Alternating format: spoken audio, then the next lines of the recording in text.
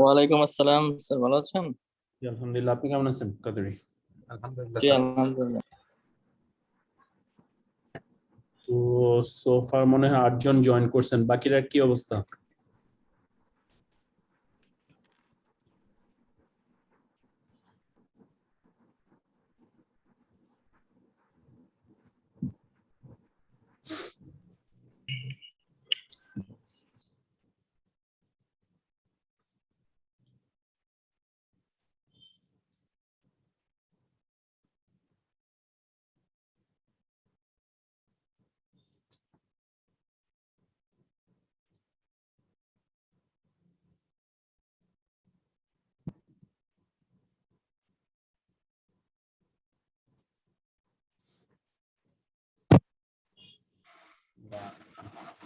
আমি অলরেডি কিছু ফাইল দিয়েছি আপনাদের, এগুলা কি ডাউনলোড করছেন? জি স্যার। আচ্ছা, প্রথম ফাইলটা জি স্যার। টিএসপি। আমরা শুরু করে দেই, আজকে একটু টপিকগুলো বড়, এই জন্য।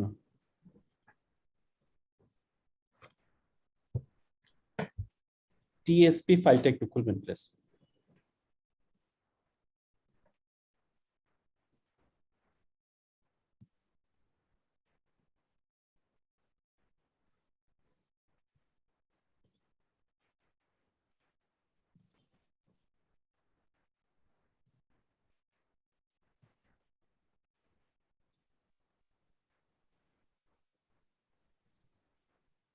সবাই খুলতে পারছেন? Sir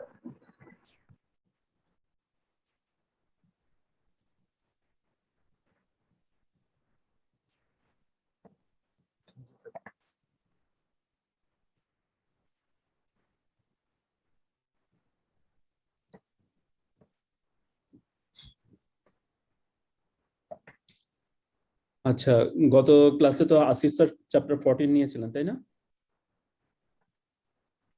sir. হ্যাঁ, ওইখানে দুইটা কনসেপ্ট আপনাদের দিয়েছিলেন, ডাইরেক্ট, মিল্ক রান, মনে আছে? তো মিল্ক রানটা হচ্ছে আমরা ডিস্ট্রিবিউশনের জন্য ইউজ করি, আর আমাদের যে প্রবলেমটা আছে এটাকে বলি আমরা travelling salesman's problem, TSP, travelling salesman problem.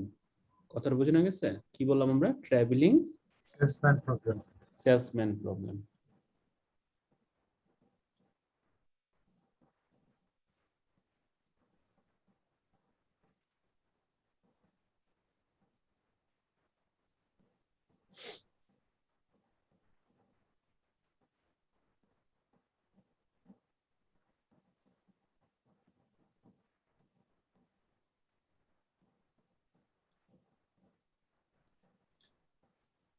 Milk রানের কনসেপ্টটা কি একটু বলতে পারবেন লাস্ট ক্লাস থেকে?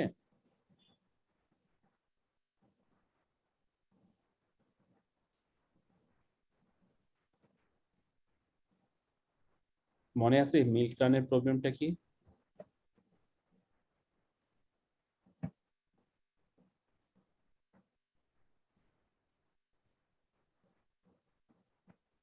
কেউ কথা বলতেছে না, ক্লাস করেন নাই?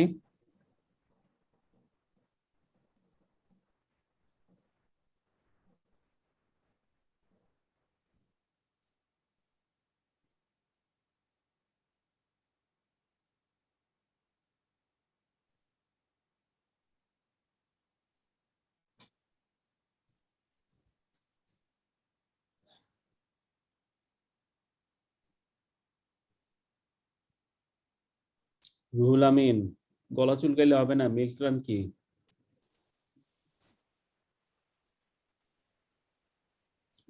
আনমিউট করতে হবে, কথা শুনি না।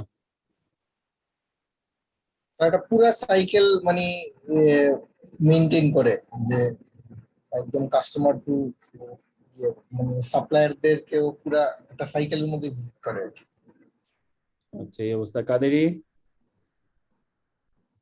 এটা সম্ভবত যে সিঙ্গেল সাপ্লায়ারকে যদি মাল্টিপল রিটেইলারে দেওয়া হয়, সাপোর্ট দেওয়া হয়, সেক্ষেত্রে আচ্ছা এই জাতীয় কিছু একটা স্যার ক্লিয়ারলি করতে হবে। আচ্ছা, আলামিনের কি অবস্থা? আলামিন?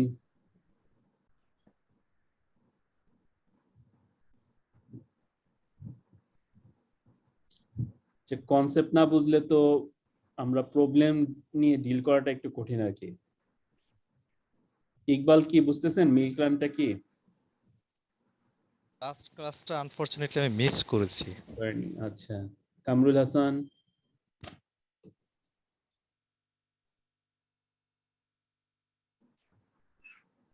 আচ্ছা, তো মিল্ক রানটা হচ্ছে আমরা নরমালি ডিস্ট্রিবিউশনে যেমন বললেন আর কি কাদেরই, যে ডিস্ট্রিবিউশনে আমরা কি করি, ইদার ডাইরেক্ট সাপ্লাই দিয়ে দিতে পারি। যেমন আপনি যদি বিএসআরএম হন, আপনার কোনো প্রজেক্টে মাল পাঠাইতেছেন, যেমন মেট্রো রেলে মাল পাঠাবেন, তাহলে এক ট্রাক ভর্তি মাল ডাইরেক্ট পাঠাই দিতেছেন, বিকজ তাদের কোয়ান্টিটি লিড করে যে আপনি টোটাল ট্রাক বা টিএল টোটাল ট্রাক লোডে আপনি কি করতেছেন, মালটা পৌঁছায় দিতেছেন। এটা হচ্ছে ডিরেক্ট। মিল্ক রানটা হইতেছে আপনি ট্রাক লোড করছেন, লোড করে আপনার রিটেলার সেন্টারে আপনি কি করতেছেন, পুরো মালটা অফলোড করে দিয়ে আসতেছেন। যেমন ফার্মাসিউটিক্যাল কোম্পানি ডিস্ট্রিবিউশন সেন্টার থেকে মালামাল লোড করে নিয়ে কি করে, ফার্মাসি বা কেমিস্ট শপগুলো আস্তে আস্তে মালগুলা ডেলিভারি দিয়ে আবার তার ডিস্ট্রিবিউশন সেন্টারে ফিরে আসে। এই জিনিসটাকে আমরা মিল্ক রান বলি আর কি। মিল্ক রান কেন হয়, ওই কনসেপ্ট আসে হচ্ছে আপনার দুধের কনসেপ্ট থেকে আর কি, তাই না? যে আগেকার দিনে গোয়ালারা কি করতো, একটা ইয়েতে করে বাস্কেটে করে আপনার এই দুধ নিয়ে বাসায় বাসায় কি করতো, দুধ দিয়ে আসতো না, শেষ হইলে পরে বাসা চলে আসতো। এই জিনিসটা ওই কনসেপ্ট থেকে আসে মিল্ক রান। তাহলে আপনারা যারা মার্কেটিং এ আছেন বা আপনার ডিস্ট্রিবিউশনে আছেন, তাদের এই প্রবলেমটা অনেক বেশি, যে মিল্ক রানের প্রবলেম। এখন একটা কনসেপ্ট আমাদের লাস্ট ক্লাসে শেষ হয়েছে, এটা কি মিল্ক রানে করবো না ডাইরেক্ট হাবে করবো। So it's depends on costing. তো কস্টিং ক্যালকুলেশনটা হয়তো স্যার ওই যে স্লাইডে আপনাদের দেখাইছিল, তো নরমালি আমরা এক্সেলে করে দেখাই, স্যার হয়তো সময়ের কারণে দেখাতে পারে নাই।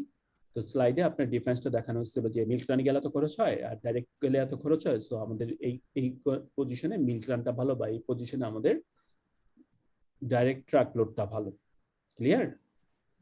এখন সেকেন্ড কোশ্চেন আসে, যদি আমাকে ডাইরেক্ট তো বুঝলাম যে কস্টিং নিয়ে, এখন যদি আমাকে মিল্ক রান করতে হয় তাহলে তো আমাকে রাউট ঠিক করতে হবে। রাউট তো আমরা বুঝি, তাই কি না? রুট আর আমেরিকান অ্যাকসেন্টে বলে এটাকে রাউট। হ্যাঁ, তো রাউট আমরা বুঝি। তো রাউটিং যদি করতে হয় তাহলে আমাকে প্রথম নির্ধারণ করতে হয়, আচ্ছা আমি কোথা থেকে শুরু করব, আমার যদি পয়েন্টগুলো থাকে কোন কোন পয়েন্টে আমি যাব, কোন পয়েন্টের পরে কোন পয়েন্ট যাব, এবং কোন পয়েন্টের পরে শেষ করে আমি আবার আমার পজিশনে ফিরে আসব। এই যে মিল্ক রানের ভিতরে আমার এই রাউটটা নির্ধারণ করা, কোন পয়েন্ট থেকে কোন পয়েন্টে যাচ্ছি, এই রাউটটা নির্ধারণ করার কাজটাকে আমরা বলি হচ্ছে ট্রাভেলিং সেলসম্যান প্রবলেম। প্রবলেমটা বুঝে যেতে পারছে? ক্লিয়ার সবার কাছে?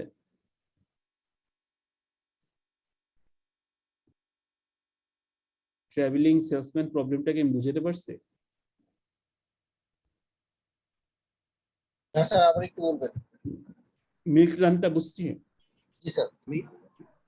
মিল্ক রানটা একটু রিপিট করেন স্যার, আমি পরে জয়েন করছি তো। ফরিদ তো কই কই জানি ঘুরতে গেছেন, কিছু তো আনেন নাই আমাদের জন্য, কেমনে বলি আবার? না স্যার, এই একদিন গেছিলাম আর কি স্যার, সিলেটে একটু গেছিলাম। আচ্ছা, আমরা লাস্ট ক্লাসটা আমরা বলছিলাম যে লাস্ট ক্লাসটা ছিল ডিস্ট্রিবিউশন নেটওয়ার্কের ক্লাস। তো ওইখানে হচ্ছে আমাদের মূল কনসেপ্টটা হচ্ছে আমি কি ডাইরেক্ট ডেলিভারি দিব না মিল্ক রান করে দিব। তো মিল্ক রান নর্মাল একটা জিনিস, ধরেন আপনি বাসা থেকে 10-12টা কাজ নিয়ে বেরোছেন বা 4-5টা কাজ নিয়ে বেরোছেন, তো কোন কাজটা আগে পরে করবেন, এই কনসেপ্টটাকে আমরা বলি হচ্ছে ট্রাভেলিং সেলসম্যান প্রবলেম। আর মিল্ক রানটা হইতেছে যে আপনার যদি এফএমসিজি কোম্পানি হয়, তাহলে একটা ভ্যানে করে অনেক মাল লোড করছেন, করার পর বিভিন্ন রিটেলারের দোকানে দোকানে আপনি মালগুলা তার অর্ডার অনুযায়ী দিয়ে গেলেন। বুঝে গেছে? এক ট্রাক লোড নিলেন, নিয়ে বিভিন্ন দোকানে দোকানে নামায় দিয়ে আসলেন, ট্রাক খালি হইলো, আপনি আপনার ডিস্ট্রিবিউশন সেন্টারে ফিরে আসলেন। এই যে এই কাজটা, এটাকে বলি আমরা মিল্ক রান। মিল্ক হচ্ছে গোয়ালা যেটা করে আর কি, সহজ কথা বুঝতে পারছি? এখন আর কারো কনসেপ্টে ক্লিয়ার অসুবিধা আছে? কিন্তু স্যার ডিরেক্ট ডেলিভারি তাহলে কি, মানে ওইটাও তো আমরা ডেলিভারি করতেছি। ডিরেক্টও করি। জি স্যার। ডিরেক্ট করলে কি হয়, আপনি একটা রিটেলারের কাছে মাল দিচ্ছেন, ক্লিয়ার কি না? দিয়ে চলে আসতেছি। চলে আসতেছেন, ট্রাক লোড হয়েছে, চলে আসছেন। না স্যার, কেন হইতেছে, আপনার যে রিটেলার আছে কেউই হচ্ছে এক ট্রাক লোড অর্ডার দেওয়ার নাই। ধরেন একটা হচ্ছে পেপসি কোম্পানি, একটা ট্রাকে ওই যে টাটা এসে আপনার প্রায় 2000 কেস নিছে, 2000 বোতল নিছে। তো এক দোকানে তো আর 2000 নিবে না, হয়তো এক দোকানে 200 কে 10 কেস নিতেছে, এক দোকানে 5 কেস নিতেছে। এইভাবে আপনি অর্ডার পাওয়ার পরে পুরো ট্রাক লোড করলেন, পুরো রিটেলের দোকানে দোকানে যার যার ডিমান্ড অনুযায়ী প্রোডাক্ট নামাই দিয়ে আসছেন। এই কাজটা বলতেছি, এটাকে আমরা বলতেছি কি এই মিল্ক রান। বুঝা গেছে? কোনো কোম্পানি তো স্যার দুইটাই কমপ্লাই মানে অ্যাপ্লাই করতে পারে, লাইক যদি অর্ডার কোয়ান্টিটি বেশি হয় তাহলে সে ডিরেক্ট ডেলিভারি দিচ্ছে, আবার যদি অর্ডার কোয়ান্টিটি কম হয় তাহলে সে মিল্ক রান করতে পারে। ডেফিনেটলি। এখন ওইটাই আপনি কস্টিং করে বের করবেন যে কোন রিটেলারের জন্য আপনি মিল্ক রান করবেন, কোন রিটেলারের জন্য আপনি ডাইরেক্ট ইয়ে নেবেন। এখন খুব ভালো কনসেপ্ট হচ্ছে যে আমাদের ফার্মাসিউটিক্যাল গুড, আমাদের হচ্ছে এই যে FMCG fast moving consumer goods, যেগুলা লাইক আপনি এই যে বেভারেজ বললাম, চকলেট বললাম, পাউরুটি বলেন, এই আইটেমগুলো যেগুলো রিটেলাররা বিক্রি করে, এগুলোর কোনোটাই কিন্তু আপনার ট্রাক লোড হয় না। আমি কি কথাটা বুঝতে পারলাম? এই ট্রাক লোড না হওয়ার কারণে আমরা অল্প অল্প করে রিটেলারদের ডিমান্ড অনুযায়ী আমরা সাপ্লাই করে থাকি। এখন সাপ্লাই করার সময় কি আপনি বারবার অল্প নিবেন আর অল্প দিবেন এমন তো হয় না। আপনি পুরো লোড করে নেন, আপনি একটা রাউট চিন্তা করেন যে আমি এই রুট ধরে যাব, এই দোকানে যাব, আগে সেকেন্ড দোকানে যাব, তারপরে এইভাবে যাব, যাওয়ার পরে আমি আমার মালগুলো ডেলিভারি করে দেব। ক্লিয়ার? তাহলে ফার্স্ট কোশ্চেন হচ্ছে আমি কি ডাইরেক্ট ডেলিভারি করবো না মিল্ক রান করবো? আচ্ছা, এই চ্যাপ্টার 14 আপনাদের অ্যান্সার দিয়ে দিবে যে আমরা ডাইরেক্ট ডেলিভারি করবো না মিল্ক রান করবো।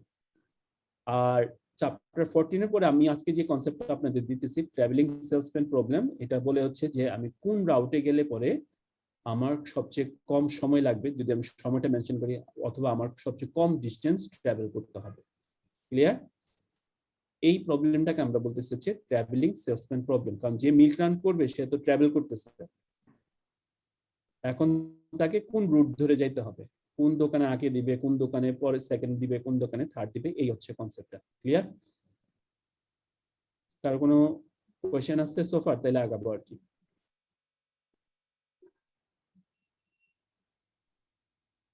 সবাই ক্লিয়ার কিনা?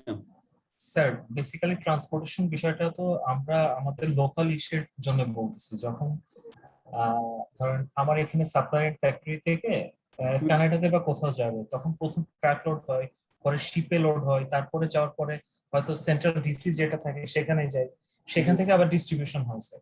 তো এই ধরনের সিস্টেমটাকে কি বলা যায়, কি ধরনের সিস্টেম বলা যায় ট্রান্সপোর্টেশন? এটা হচ্ছে আমরা বলি হচ্ছে মাল্টি মোড। এটাও তো চ্যাপ্টার 14 এ পড়ানোর কথা, মাল্টি মোড। তো মাল্টি মোডের ক্ষেত্রে আরো অ্যাডভান্স ক্যালকুলেশন আছে। তো যেহেতু স্যার ওদিকে গেছেন, আমি আর এইদিকে আর আসি নাই আর কি। তো আমি এর পরের প্রবলেমটা দিয়ে শুরু করছি। সাধারণত মাল্টি মোডে আমরা যে ম্যাপটা দেখানোর চেষ্টা করি যে কোন মোডে গেলে পরে আপনার সুবিধা হবে। যে আপনি এই যে বললাম যে আপনি কোন শিপে, তারপরে হচ্ছে ট্রাকে, তারপরে হচ্ছে রেলে একটা রুট হইতে পারে। অল্টারনেটিভ এভাবে বিভিন্ন রুট আমরা নির্ধারণ করে কোনটার কস্টিং কোন পড়ে সেইটা অনুযায়ী আমরা কি করি আপনার প্ল্যানটা করার চেষ্টা করি আর কি। ওটা আরো অ্যাডভান্স ক্যালকুলেশন আর কি। আচ্ছা, তো যাই হোক আজকে এটা আপনাদের বইতে নাই, বাট রেলিভেন্ট। সাধারণত আমরা ওই সলভার ক্লাসে দেখাই। তো এইখানে প্রবলেমটা হচ্ছে যে একজন সেলসম্যান, সে ধরেন মিল্ক রান করে, তো তার বাসা হচ্ছে বস্টনে। তো বোস্টন দেখেন এখানে 1 নম্বরে দেওয়া আছে, তাই না? তো বোস্টন থেকে সে প্রায় আরো 10টা সিটিতে সে ট্রাভেল করতে হয় প্রতিদিন। ধরেন একটা ট্রাক নিয়ে বের হয়, ট্রাক নিয়ে বেরোনোর পরে বিভিন্ন সিটিতে তার মালগুলা ডেলিভারি করে তারপর সে আবার বোস্টনে ফিরে আসে। তো ইন দ্যাট কেস এখন আমাদের সামনে তাকে রাউটটা নির্ধারণ করে দিতে হবে যে সে কোন রুটে গেলে পরে সবচেয়ে কম ডিস্টেন্স তার হবে, এবং সেই কম ডিস্টেন্সে সে কি করতে পারবে, তার কাজটা শেষ করে আসতে পারবে। ক্লিয়ার?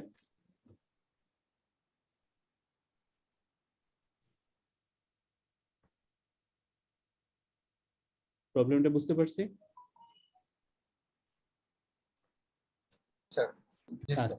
আচ্ছা, তাহলে বুঝলে এখন দেখেন সে বোস্টন থেকে শুরু করতেছে এবং বোস্টন থেকে বাকি সিটিগুলোর ডিস্টেন্সগুলো দেয়া আছে। যেমন Boston to Boston 0, Boston to Chicago 983, Boston to Dallas, Denver, LA, এইভাবে পুরা ডিস্টেন্সগুলো আপনার কি দেয়া আছে টেবিলে। আচ্ছা, এখন এই ডিস্টেন্সটা দেওয়ার পরে আমাদের বলতেছে যে তুমি আমাকে জানাও যে কোন জায়গা থেকে যদি আমি শুরু করি আপনার আমার ডিস্টেন্সটা কম হবে। তো এটা মডেলিং করার জন্য আমরা যেটা করছি, প্রথমে আমরা আমাদের ক্যালকুলেশনের সুবিধার জন্য 1 থেকে সিটিগুলার আমরা করছি, 1 থেকে 11টা সিটি নাম্বারিং করছি, ঠিক আছে। আর এই টোটাল জায়গাটার নাম দিছি আমরা, এই যে দেখেন ডিস্টেন্স নাম চলে আসছে, দেখা যাচ্ছে? Yes, sir. আচ্ছা, এরপরে আমরা কি করছি, আমরা একটা অর্ডার বের করার চেষ্টা করতেছি। অর্ডারটা হচ্ছে এইটুকু অংশ আমাকে সলভার বের করে দেখাবে যে কোনটার পরে আমরা কোনটা যাব। ক্লিয়ার? এইটুকু সলভার আমাকে বের করে দিবে। তার মানে এটা 0 থাকবে স্যার। এটা 0 থাকবে, এটা নিয়ে আমার টেনশন নাই। তবে আমি কি করতেছি, আমি আপাতত যেটা করার চেষ্টা করতেছি, এখানে 1 থেকে ধরেন 11 পর্যন্ত বসায় রাখছি আর কি, ঠিক আছে।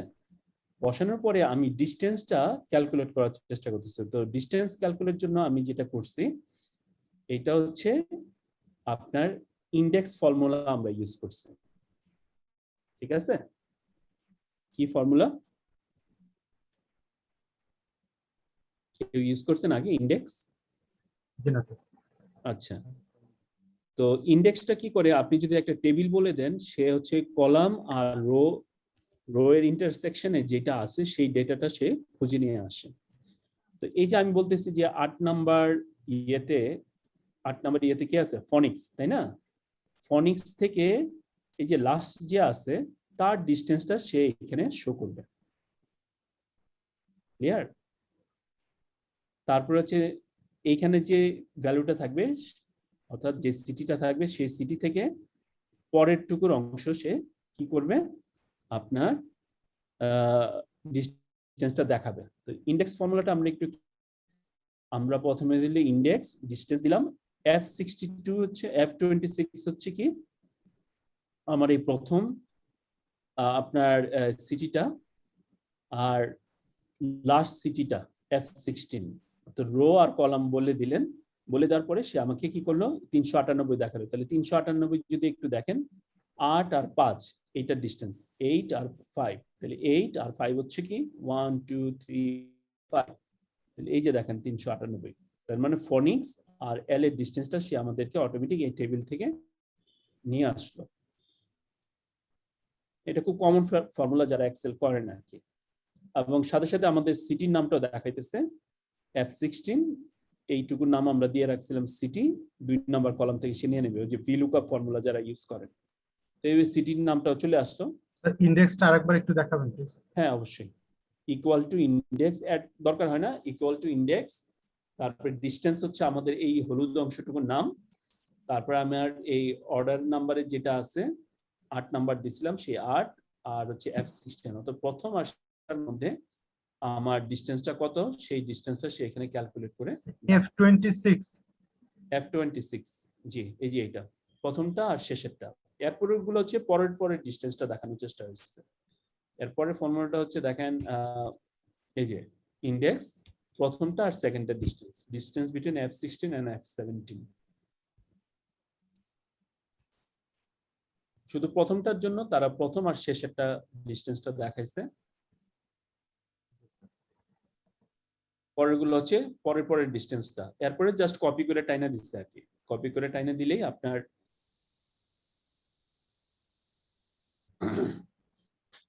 এবং সাথে সাথে সে আপনার কি এলাকাগুলো শো করতেছে।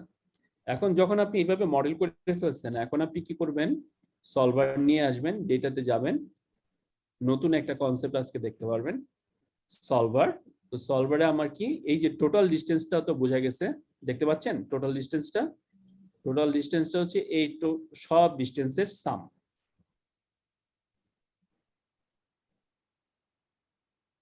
ঠিক আছে, আর আমার কি চেঞ্জ করতে হবে, এই অর্ডারটা। হ্যাঁ, যে আমার এই অর্ডারের মধ্যে সে চেঞ্জ করে দেখাবে যে কোনটা আগে হবে কোনটা পরে হবে। এবং আরেকটা কাজ করতে হবে আমাকে, এই যে এই একটা চেঞ্জ করতে হবে, যে এইখানে যে অর্ডারটা আছে কনস্ট্রেন্ট যেটা, এটা হচ্ছে সব ডিফারেন্ট হবে, একটার সাথে একটা মিল থাকবে না, যেহেতু এটা একটা অর্ডার। এই অর্ডার হওয়ার কারণে কোনটার সাথে যেন কোনোটার কি না থাকে, মিল না থাকে, এই জন্য আমরা এখানে ডিআইএফ টা ইউজ করছি। এই যে দেখেন ডিআইএফ, ঠিক আছে।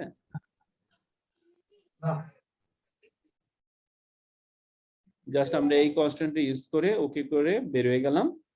তারপর আমরা ইঞ্জিনটা নিছি ইভ্যালুয়েশনারি, কারণ এটা হচ্ছে ইভ্যালুয়েশন করে সে কি করবে, আপনার এই অর্ডারটা ঠিক করবে। এই জন্য সে ওই আস্তে আস্তে একটার সাথে একটা ম্যাচ করে ওটা বের করবে। এবং যখন আমরা ইভ্যালুয়েশনারি ইঞ্জিন নেই,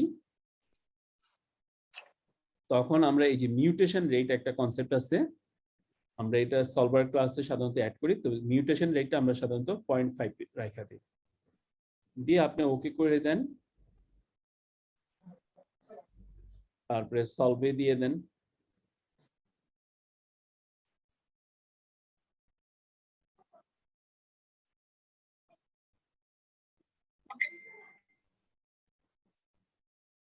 চেঞ্জ হচ্ছে সবার?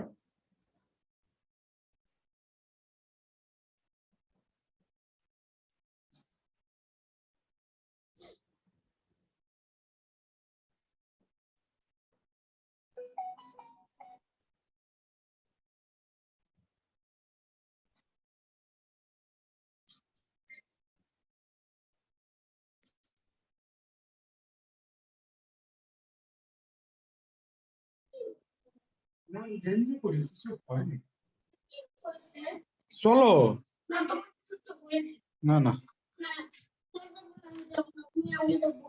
না না আমার কিছু হয়নি চিন্তা তো। ঠিক আছে, তাহলে আমাদের সলিউশন বেরোলে কি? সলিউশন বেরোলে হচ্ছে তাকে সর্বনিম্ন 8,995 কিলোমিটার তাকে কি করতে হবে, ট্রাভেল করতে হবে। ঠিক আছে, এবং কোন অর্ডারে ট্রাভেল করবে আমরা রেজাল্টটা কিভাবে এক্সপ্লেন করব। তার বাসাটা হচ্ছে বোস্টনে, সে বোস্টন থেকে শুরু করবে, বোস্টনের পরে যাবে নিউ ইয়র্ক, নিউ ইয়র্ক পরে যাবে পিটসবার্গ, শিকাগো, ডেনভার, সিয়াটল, ঠিক আছে, SF, loss Angeles, Dallas, Miami, তারপরে আবার সে বোস্টনে ফিরে আসবে। এই রুট ধরে সে কি করবে, ট্রাভেল করার চেষ্টা করবে। ক্লিয়ার?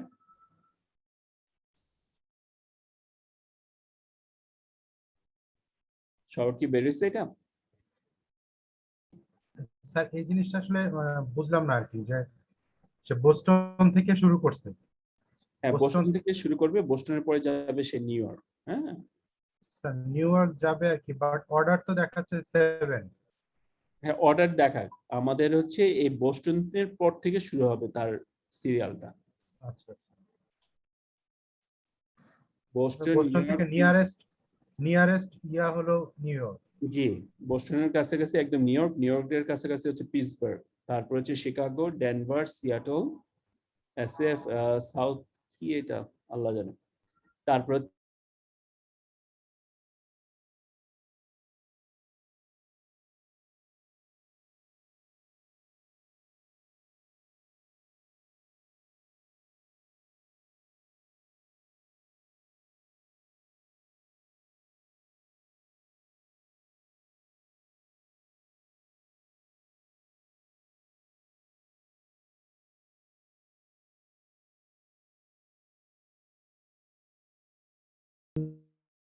কনসেপ্টের উপর ভিত্তি করে। এটা হচ্ছে এই যে অর্ডারটা সে করছে না, এই অর্ডারটা, জি, স্যার। সেই অর্ডারটা করবে হচ্ছে অল ডিফারেন্ট, মানে কোনো একটা অর্ডার দুইবার সে বসাবে না। ঠিক আছে,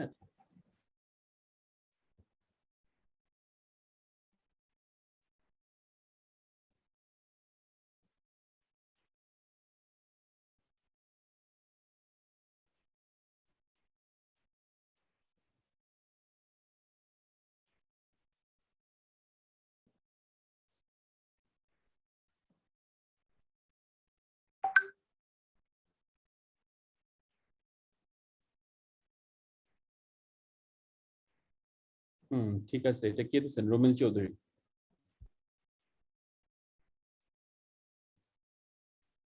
রোমেলের কি নিউ ইয়র্ক পরে চলে গেছে?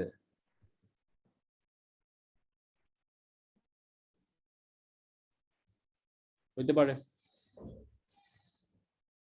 আপনি ওই যে মিউটেশনটা কি চেঞ্জ করে নিছেন রোমেল?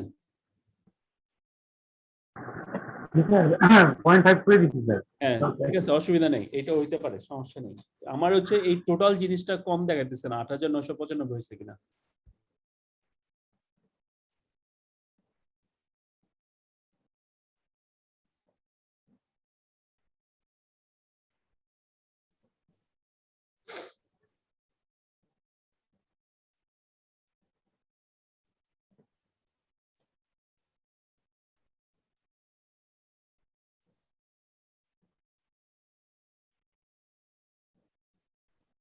কি পারা যাবে ট্রাভেলিং সেলসম্যান?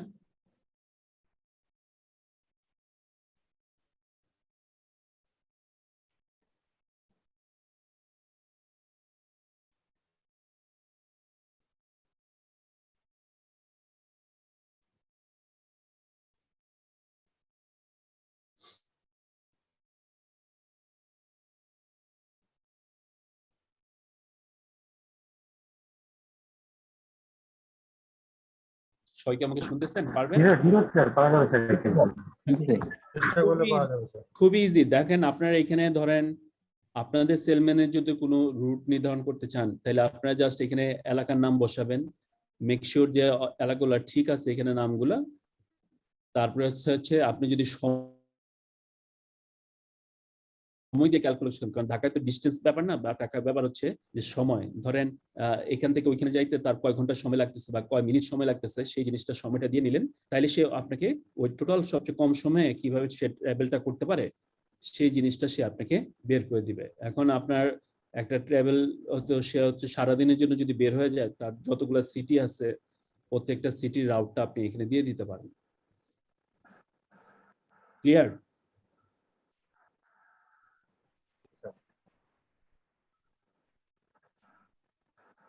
স্যার মেথডটার নামটা কি স্যার?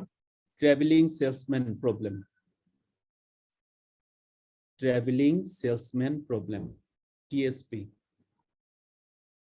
এবং লগ হাব যারা ইউজ করছেন, লগ হাবে তো সবসময় লাইসেন্স নাই, আপনাদের অনেকে জানেন। তো লগ হাবেও এই মেথোডোলজি নিয়ে কাজ করে ওরা, এটা দিয়ে সলভার ইঞ্জিন ব্যবহার করে আপনার রাউটটা নির্ধারণ করে দেয় যে কোন রাউটে গেলে আপনার শর্টেজ বা কম সময়ে আপনি ইয়ে করতে পারবেন আর কি। ঠিক আছে? ঠিক আছে স্যার। আচ্ছা, তাইলে আমি একটু 5 মিনিটের জন্য একটু ব্রেক নিচ্ছি। আপনারা কি এখানে একটু সময় বসায় দেখবেন বা এলাকার নামগুলো একটু চেঞ্জ করে দেখবেন কেউ? 5 মিনিটে করা সম্ভব?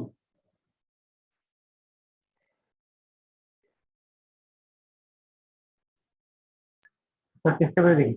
হ্যাঁ একটু দেখেন। আমরা আমি কটা 9:55-তে আপনাদের সাথে আবার একসাথে হইতেছি। হ্যাঁ একটু দেখান যে কি ঝটপট কিছু মানে আপনার সিদ্ধান্ত নেন, যেমন ঢাকার ভিতরে যে থানাগুলো আছে এই থানাগুলোর নাম বসান, মেক শিওর যে নামগুলা একদম সেম সেম নাম হয়। হ্যাঁ তারপরে আপনি একটু এই সময়গুলা নিলেন, সময়গুলা নিয়ে আপনার, আর এখানে হচ্ছে ট্রান্সপোজ করলে খুব সুবিধা। দেখেন আপনি যদি এইখানে একটা এটা কপি করে কপি করলেন, কপি করে এখানে বসায় আপনি এই ট্রান্সপোজ আছে দেখবেন এখানে পেস্ট স্পেশালে গেলে দেখবেন একটা লেখা ওটা ট্রান্সপোজ, ওই ট্রান্সপোজ করলেই অটোমেটিক সেই লেখাটা এখানে কপি হয়ে বসে যাবে। কন্ট্রোল সি, ধরেন এই যে এখানে দেখায় ট্রান্সপোজ নিয়ে তো অনেকেই কাজ করছেন, আছে কিনা একটু দেখেন তো। এই যে ট্রান্সপোজ দেখেন, এই যে দেখছেন চলে আসছে। তো বারবার লেখার দরকার নেই আর কি।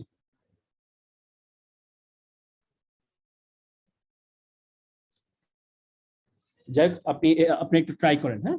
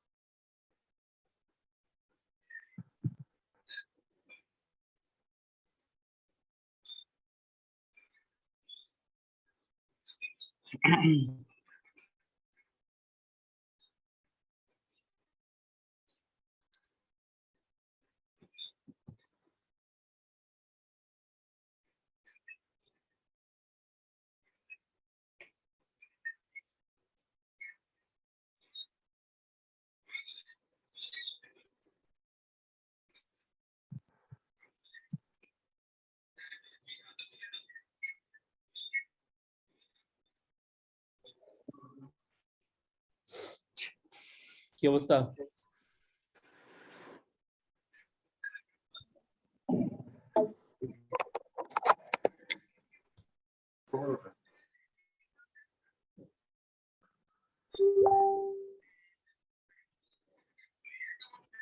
পারলাম আমরা প্রবলেমটা?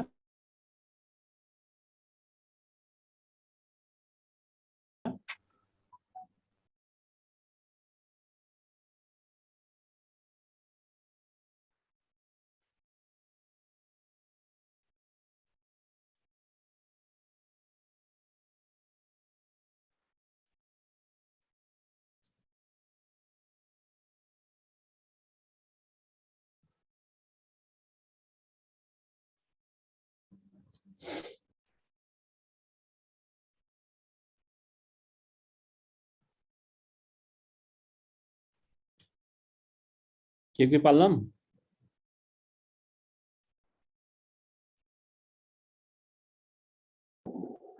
স্যার আমি যদি স্যার নামগুলো চেঞ্জ করে আরেকবার রান করে দেখছি স্যার। করছেন ডাটা কিনা? স্যার নামগুলো চেঞ্জ করে তো স্যার ওই বাংলাদেশি নামগুলো আবার ইয়ে হয়েছে, কিন্তু ডিস্টেন্স তো সেম রয়েছে, ডিস্টেন্সটা বসার মতো সময় পাইনি। ডিস্টেন্স বা টাইম বসাই দিন আর কি, মিনিটের হিসাবে। আচ্ছা আমি স্যার একবার ট্রাই করি।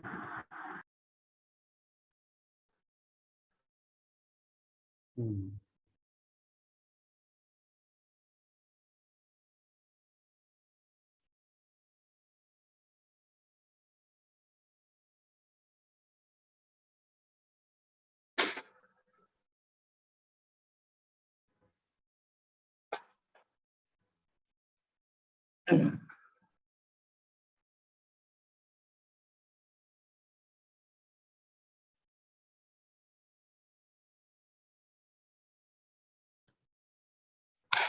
নামটা না চেঞ্জ করে আমাদের জন্য ইয়াটা ভালো ছিল আর কি, মানে টাইম গুলো যদি আপনারা চেঞ্জ করে দেখতেন তাইলে ভালো উপকার পাইতেন আর কি। একজন সুন্দর নাম চেঞ্জ করে দিছে।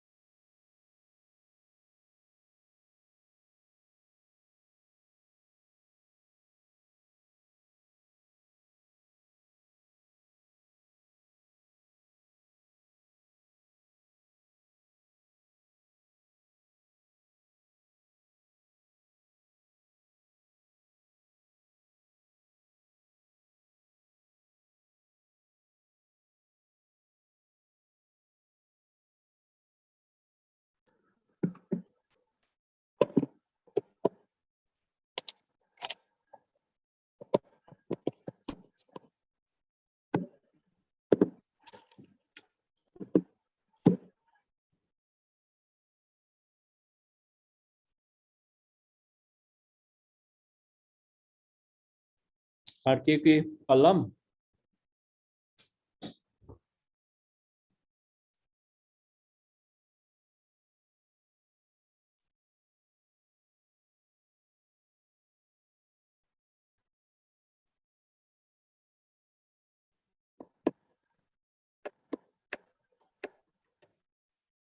কাদেরি আছেন?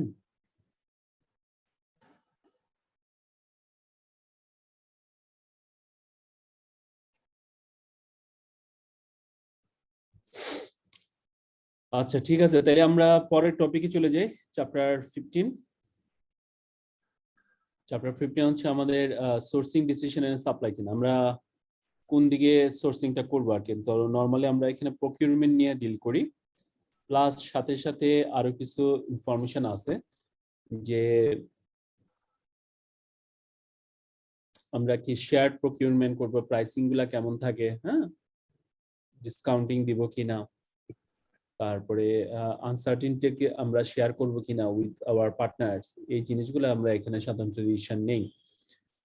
তো প্রকিউরমেন্ট করতে গেলে আমাদের সাধারণত ওই যে কনসেপ্ট আছে সোর্সিং এর তিনটা অংশ, নিয়ার সোর্সিং, আউটসোর্সিং, ইনসোর্সিং, এই জিনিসগুলো চলে আসে আর কি। পারচেজিং বা প্রকিউরমেন্ট আমরা একই ফরম্যাটে ফেলতে চাই বা একই কমপ্লিমেন্টারি ইউজ করি। তো এখানে যেটা করা হয়, which companies acquire raw materials, component, products, services and other subject to execute their operation চালানোর জন্য যা দরকার হয় এটা করেন, হ্যাঁ। আর সোর্সিং হচ্ছে total set of business process, যে প্রকিউরমেন্ট তো একটা অংশ সোর্সিং এর, এর সাথে আরো আছে প্ল্যানিং, তারপরে রিসিভিং, হ্যাঁ। তো অনেক কিছু এখান থেকে আপনার ইনভলভমেন্ট আছে। তো এই সবগুলা বিজনেস সেট অফ বিজনেস প্রসেসটাকে টোটালকে আমরা বলতেছি যে পারচেজ করার জন্য যত ধরনের অ্যাক্টিভিটিস আছে সব অ্যাক্টিভিটিস গুলাকে আমরা বলি সোর্সিং। ওই যে ওইখানে প্রথমে আপনি প্ল্যান নেন যে আপনি আউটসোর্সিং করবেন না ইনসোর্সিং করবেন, তারপরে আপনি ডিসিশন নেন যে পারচেজিং যদি ইনসোর্সিং করি বা আউটসোর্সিং করি তাহলে আমার কি পরিমাণ কস্টিং আসবে, কিভাবে কোন কোন ডকুমেন্টস আমার প্রিপেয়ার করতে হবে, কমার্শিয়ালে কারা কারা থাকবে, রিসিভিং কিভাবে করতে হবে, কোন ট্রান্সপোর্টে আনবেন, এই টোটাল জিনিসগুলো তখন সোর্সিং এর আন্ডারে চলে আসে। আউটসোর্সিং তো আমরা বুঝি যে আপনি কোনো একটা কাজ না করে ওই টোটাল ফাংশন হইতে পারে বা পার্টিকুলার একটা স্পেসিফিক ফাংশন আপনি বাইরে থেকে করে নিয়ে আসলেন। তো benefit of effective sourcing decision, যদি প্রপার সোর্সিং ডিসিশন আপনি নিতে পারেন তাহলে সুবিধা কি? সুবিধা হচ্ছে হাই কোয়ালিটি লো কস্টে মেটেরিয়াল পাবেন। তো নর্মালি যারা হচ্ছে ধরেন আপনার সোর্স যাদের থেকে করেন তাদের সাথে আপনার রিলেশনশিপটা ভালো থাকলে দেখা যায় যে কোয়ালিটি মেটেরিয়াল বা লো কস্টে পাওয়া যায়। যেমন আপনি বাজারে যখন একজনের থেকে অনেক দিন ধরে বাজার করেন, তো সেই ক্ষেত্রে দেখা যায় যে আপনাকে গেলে আপনাকে একটা ভালো কোয়ালিটির প্রোডাক্ট সে বাইছা দেয়, অথবা দামের ক্ষেত্রে বলে যে ভাই আজকে এই দাম আছে, ঠিক আছে আপনাকে আজকে এত দামে দিয়ে দিলাম। তো এই সুবিধাগুলো অনেক সময় পাওয়া যায়। তারপরে আপনি কি স্লাইড শেয়ার করছেন স্যার? স্লাইড শেয়ার হয়নি না? শেয়ার করলে ভালো হতো, মানে আচ্ছা জি। তারপরে হচ্ছে আপনার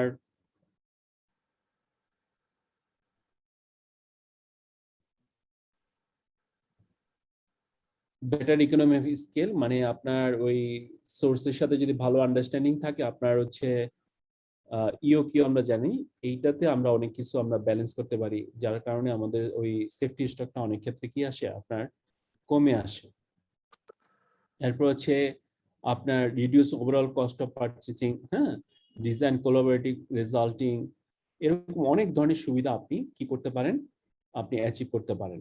তো ইন হাউস আর আউটসোর্স কিভাবে করব, এখানে অনেক কোয়েশ্চেন আছে আমাদের। যেমন আমরা যদি আউটসোর্স করি তাহলে আমার অনেক ক্ষেত্রে ক্যাপাসিটি এগ্রিগেশনের সুবিধা থাকে। যেমন আপনি যার কাছে আউটসোর্স করতেছেন সে তো আপনার শুধু একা না, সে কি করে যে আপনার অনেকের থেকে আপনার আউটসোর্সিং করে থাকে, যার কারণে তার দেখা যায় যে ক্যাপাসিটিটা এমন এক জায়গায় ইকোনমিক স্কেলে পৌঁছায় যার কারণে সে আপনাকে লো কস্টে প্রোডাক্ট দিতে পারে। তো মজার এক্সাম্পল হচ্ছে হার্লি ডেভিডসনে আমরা অপারেশনস ম্যানেজমেন্ট, আমাদের গত 10-12 বছরের আগের একটা কনসেপ্ট হচ্ছে ম্যাস কাস্টমাইজেশন, অর্থাৎ আমরা কাস্টমাইজেশন যদি 1-2টা প্রোডাক্টের জন্য করি that becomes so expensive, but আপনি যখন অনলাইনে বা কোনো কারণে অনেক দিক থেকে অর্ডার পান তখন দেখা যায় যে কাস্টমাইজ করলে যে কাস্টমাইজটা আপনি দিচ্ছেন সেটা অন এভারেজ এমন একটা স্কেলে পৌঁছায় যেখান থেকে আপনি কি করতে পারেন, একটা ম্যাস প্রোডাকশনই দিতে পারেন। তাকে আমরা বলতেছি হচ্ছে ক্যাপাসিটি অ্যাগ্রিগেশনের কথা বলি। এর সাথে আছে আবার ইনভেন্টরি অ্যাগ্রিগেশন, যে আপনি যদি ইনভেন্টরি আউটসোর্স করেন বা ওয়্যারহাউস আউটসোর্স করেন, সেই ক্ষেত্রে দেখা যায় যে ইনভেন্টরি অ্যাগ্রিগেশন বা ওয়্যারহাউস অ্যাগ্রিগেশনের মাধ্যমে আপনার ওই পার ইউনিট কস্টিং অনেক আপনার নিজস্ব ফ্যাসিলিটি থেকে কম পড়ে। যেমন আমাদের যে ওয়্যারহাউস গুলো আছে, যে ওইখানে দেখা যায় যে অনেক ধরনের ভেন্ডাররা তাদের ওই ওয়্যারহাউসে রাখে। যেমন আপনারা জানেন যে বাংলাদেশে কোল্ড স্টোরেজ আছে, বিভিন্ন ধরনের কোল্ড স্টোরেজে আপনার সব চাষিরা দেখা যায় যে, বা আপনার যারা হচ্ছে সিজনাল ব্যবসায়ী তারা যে আপনার স্টক করা শুরু করে দেয়, তো এখানে তার ইনভেন্টরি অ্যাগ্রিগেশনের সুবিধাটা পায়। এরপরে ট্রান্সপোর্ট অ্যাগ্রিগেশনে আছে, আপনারা লাস্ট ক্লাসে শুনছেন শেয়ার্ড ট্রাক লোড, তাই না, বা শেয়ার্ড কন্টেইনার, এই কনসেপ্টটা আপনারা এই বলতেছিলেন। তো শেয়ার ট্রান্সপোর্ট বা শেয়ার কন্টেইনার হইলে দেখা যায় যে আপনার ওই ইয়ের খরচটা, ট্রান্সপোর্টেশন খরচটা অনেক কম পড়ে। ইকোনমিক স্কেলের মাধ্যমে আমরা কি করতে পারি, যে ট্রান্সপোর্টের কস্টিংটা কমে আনতে পারি। এটা হচ্ছে আমাদের ট্রান্সপোর্ট অ্যাগ্রিগেশন। আরেকটা হচ্ছে ট্রান্সপোর্ট অ্যাগ্রিগেশন বা স্টোরেজ ইন্টারমিডিয়েটস। এখন ইন্ডিয়া স্পেশালি অনেক ট্রান্সপোর্ট কোম্পানি তাদের রিজিওনাল হাবে আপনার ওয়্যারহাউস আছে। ওই যে আমাদের ক্রস ডকিং এর কথা বলছিলাম, তো ক্রস ডকিং এর ক্ষেত্রে ওরা কি করে, কিছু ওয়্যারহাউসও এরা মেনটেন করে। তো আপনি যখন এক স্টেট থেকে আরেক স্টেটে যায়, আপনার জানেন 2-3 দিনের রাস্তা, সেম উইথ ইউএসএ 3-4 দিনও লাগা যায়, এক সপ্তাহ লাগা যায়। তো ওইখানে তারা কি করে, তারা একটা হাব মেনটেন করে। তো ওই হাবে তারা একটা মালগুলো রাখে, মালগুলো রেখে আবার হাব থেকে অন্য একটা স্টেটে আপনার মালগুলো দিয়ে দিচ্ছে, বা ওই হাব থেকে নানান ধরনের স্টেটে আপনাদের মালগুলো চলে যাচ্ছে। তো ওইখানের একটা সুবিধা আপনি ট্রান্সপোর্টেশন থেকে আমাদের এই দুই ধরনের সুবিধা আমরা পেয়ে থাকি। আরেকটা হচ্ছে ট্রান্সপোর্টেশন, ওই যে শেয়ার ট্রান্সপোর্টেশন বা শেয়ার ট্রাক লোড, আর একটা হচ্ছে শেয়ার্ড স্টোরেজে বা ইন্টারমিডিয়েট স্টোরেজের একটা আমরা সুবিধা পাই, যেটা আমাদের আউটসোর্সিং করার ফলে এই সুবিধাটা আমরা পাই। আবার বাংলাদেশের ক্ষেত্রে দেখা যায় যে আপনারা জানেন যে শুধু মিল্কল্যান্ড না, আপনার মাল্টিপল সাপ্লায়ার থেকে আমরা ওই কিছু কোম্পানি, যেমন আপনাদের বলছিলাম যে সান ফার্মা জিনিসটা করে, যে করে মাল্টিপল সাপ্লায়ার থেকেও জিনিসগুলো নেয়। আপনার এমজিএইচ তাদের হচ্ছে আউটসোর্সিং বা ট্রান্সপোর্টেশন কোম্পানি। এমজিএইচ গ্রুপ করে কি, যে মাল্টিপল সাপ্লায়ার থেকে মাল নিয়ে তার ট্রাকটা ফুল আপ করে আবার মাল্টিপল রিটেলার কাছে তাদের জিনিসগুলা, একই কোম্পানি দেখা যায় যে এক রিটেলার 4-5 কোম্পানির অর্ডার দিচ্ছে, সেই 5 কোম্পানির জিনিসগুলো নিয়ে সে কি করে ডেলিভারি দেওয়ার চেষ্টা করে, লাইক আপনার ডিএইচএল এর মতো অনেকটা কনসেপ্ট। বাট এইটার ফলে যেটা হচ্ছে যে এমজিএইচ এর অনেক প্রফিটেবিলিটি বেড়ে যায়, কারণ সে 5টা কোম্পানি থেকে প্রোডাক্ট নিয়ে তার ফুল ভ্যান লোড করে এক রিটেলার কাছে আবার 5টা প্রোডাক্ট সে পৌঁছায় দিতে পারতেছে। তাহলে কোম্পানিগুলোরও সেভিং হয়, রিটেলারও সেভিং, আবার এমজিএইচ এরও একটা প্রফিটেবিলিটির সুবিধা আছে। ওয়্যারহাউস এগ্রিগেশনের কথা বলছি। প্রকিউরমেন্ট এগ্রিগেশন হচ্ছে, যেমন আপনাদের যারা গার্মেন্টসে আছেন, স্পেশালি ফরিদ বলতে পারবে, ওই যে লিয়েন ফাং এর কথা। লিয়েন ফাং তো আমরা জানি, তাই না? হ্যাঁ স্যার। তো লিয়েন ফাং হচ্ছে ওয়ার্ল্ডের সবচেয়ে লিডিং বায়ার কোম্পানি, যারা কি করে সারা ওয়ার্ল্ডের আপনার বিভিন্ন ব্র্যান্ড থেকে তারা এই মালটা আপনার সাপ্লাইয়ের কন্ট্রাক্ট নেয়, এবং তারা হচ্ছে বাংলাদেশের মতো যেসব লো কস্ট কান্ট্রি আছে, বা ডিপেন্ডস করে যে এক এক প্রোডাক্ট এক দেশে তারা তৈরি করার চেষ্টা করে, সেখান থেকে তারা প্রকিউরমেন্ট গুলা করে আপনার কি করে মালগুলা ডেলিভারি করার চেষ্টা করে। তো এই যে লিয়েন ফাং কি করতেছে, এগ্রিগেশনের সুবিধাটা নেয়। ধরেন তার একটা ফ্যাক্টরিতে আপনার ধরেন হয়তো মিনিমাম অর্ডার কোয়ান্টিটি হচ্ছে 10 লক্ষ পিস। তো লিয়েন ফাং যদি একটা কোম্পানি অর্ডার নেয়, সেখানে সে 10 লক্ষ পিস কিন্তু অর্ডার দিতে পারবে না, 5টা কোম্পানির অর্ডারটা সে একসাথে করে দিল, সেক্ষেত্রে সে প্রকিউরমেন্টের সুবিধা পাবে চায়নার কোম্পানি থেকে। আবার এইখানে কিন্তু সে আপনার ইয়ের সাথে, ফ্যাক্টরির সাথে সে কিন্তু আপনার অনেকটা বার্গেনিং করতে পারে। হ্যাঁ, আমার 5 ব্র্যান্ডের টি শার্ট আসবে, বাট 10 লক্ষ পিস একসাথে করতে হবে। আমি কি ব্যাপারটা বুঝতে পারছি কিনা? আবার দেখা যায় স্যার চায়নাতে পুরা ফ্যাব্রিক মিল একবারে সে সারা বছরের জন্য বুকিং দিয়ে দিচ্ছে, তাই না? তাহলে সেই ক্ষেত্রে অনেক কস্টিং সে কম ফালায় ফেলতে পারে, তাই না? তো সেই ক্ষেত্রে বায়ার মানে ইয়ে থেকে, ব্র্যান্ড গুলো থেকে যে সে রেটটা পাইতেছে, আর এখান থেকে সে হিউজ কোয়ান্টিটি অর্ডারের কারণে যে সুবিধাটা পাচ্ছে, বিশাল একটা মার্জিন কিন্তু গ্যাপ লিয়েন ফাং ভোগ করে, তাই না? হংকং এর কোম্পানি, তাই তো? হ্যাঁ, তো এই সুবিধাটা লিয়েন ফাং এর আছে। আচ্ছা, তাহলে এখানে ওয়্যার হাউসের সুবিধা পাইতেছে, প্রকিউরমেন্টের সুবিধা পাইতেছে, ইনফরমেশন এগ্রিগেশনের একটা সুবিধা আছে। হ্যাঁ, তার কাছে যেহেতু বিভিন্ন ব্র্যান্ড একসাথে অর্ডারটা দেয়, সব ব্র্যান্ডের একটা ইনফরমেশন সেখানে পায়। আবার ব্র্যান্ডগুলো সারা ওয়ার্ল্ডের তার বিভিন্ন ফ্যাক্টরি ইনফরমেশন গুলো তাদের কাছ থেকে পাওয়া যায়, কোন ফ্যাক্টরিতে কত রেটে কি প্রোডাকশন হইতেছে, এই খবরগুলো তার কাছে আছে। এরপর হচ্ছে রিসিভেবল এগ্রিগেশন। এইটাও যদি আপনি আউটসোর্সিং করতে যান তাহলে রিসিভেবল এগ্রিগেশনের যে সুবিধাটা হয় যে আপনার আমরা যদি থার্ড পার্টি দিয়ে আমাদের রিসিভেবল গুলা কালেক্ট করাই, এখানে আমাদের হচ্ছে আমার হয়তো 10টা লোনের ক্ষেত্রে আমি রিসিভেবল কালেক্ট করাবো, আমার হয়তো সেই মাসেল পাওয়ারটা নাই। আপনারা জানেন বিভিন্ন ব্যাংকগুলো স্পেশালি যারা ক্রেডিট কার্ড সেল করে ওই ক্রেডিটের লোন তৈরি ওঠানোর জন্য বিভিন্ন থার্ড পার্টি আছে যারা এসে আপনাকে ধমিক টমিক দিবে, আপনার চেহারা দেখলেই মনে হবে যে টাকাটা দিয়ে দিই। এরকম দেখছেন কখনো? বাংলাদেশে কম আর কি। বাংলাদেশে কম না, বাংলাদেশে বেশি। বাংলাদেশে যেমন বেশি করতেছে স্যার ব্র্যাক ব্যাংকের ওই যে মাইক্রো ক্রেডিটের ব্যবসা গুলা। মাইক্রো ক্রেডিট আছে, স্পেশালি কার্ডের যে সেল আছে, কার্ডের সেলের ক্ষেত্রে দেখা যায় যে এই জিনিসটা আছে আর কি। এই কার্ডে যারা আপনার ওই মান্থলি পেমেন্ট গুলা নানান ভাবে সমস্যা করছে, সেই ক্রেডিটের টাকাটা ওঠানোর জন্য আপনার দেখা যায় যে ওই বিভিন্ন ধরনের লোক পাঠায়, এরা বাসায় পাঠায়, অফিসে পাঠায়। হ্যাঁ, প্রথমে হচ্ছে ফোন করে, ফোন দিয়ে না করলে অফিসে পাঠায়, নানান ভাবে তারা করার চেষ্টা করে আর কি। টাটাতে এরকম আছে শুনছি যে টাটা লোনে যে ট্র্যাক গুলো দেয়, হ্যাঁ ট্র্যাক গুলো যদি ইনস্টলমেন্ট ঠিক মতো না দিতে পারে সেক্ষেত্রে ট্র্যাক গুলো আবার ওরা করে নিয়ে আসে, হ্যাঁ, তুলে নিয়ে আসে, তাই না? তুলে নিয়ে আসে। জি স্যার। তা আমি কি ব্যাপারটা বুঝতে পারতেছি? তাহলে আপনি একার জন্য না, 10টা কোম্পানির কাজ যখন একসাথে পান তখন আপনার এই সুবিধাটা হয়। এরপরে হচ্ছে আবার আরেকটা ধরনের রিলেশনশিপ এগ্রিগেশন আছে। এখানে যেটা করে যে অনেক ব্যাংক তাদের যে ক্রেডিটের ভেরিফিকেশন আছে না, ধরেন আপনি একটা ক্রেডিট কার্ডের জন্য অ্যাপ্লাই করলেন, লোনের জন্য অ্যাপ্লাই করলেন, তখন ভেরিফিকেশন কিছু কোম্পানি আছে তারা আপনার ওই ব্যাংকের হয়ে ভেরিফিকেশন গুলো করে দেয় এবং প্রত্যেকটা ভেরিফিকেশনের জন্য মিনিমাম একটা চার্জ নেয়। তো এরকম অনেক দেখা যায় যে কার্ডের জন্য অ্যাপ্লাই করছে, এমন লোক আসে মানে তার বিহেভিয়ার দেখে মনে হয়েছে সে ব্যাংকের লোক না, জাস্ট আসছে কাজ সাইরা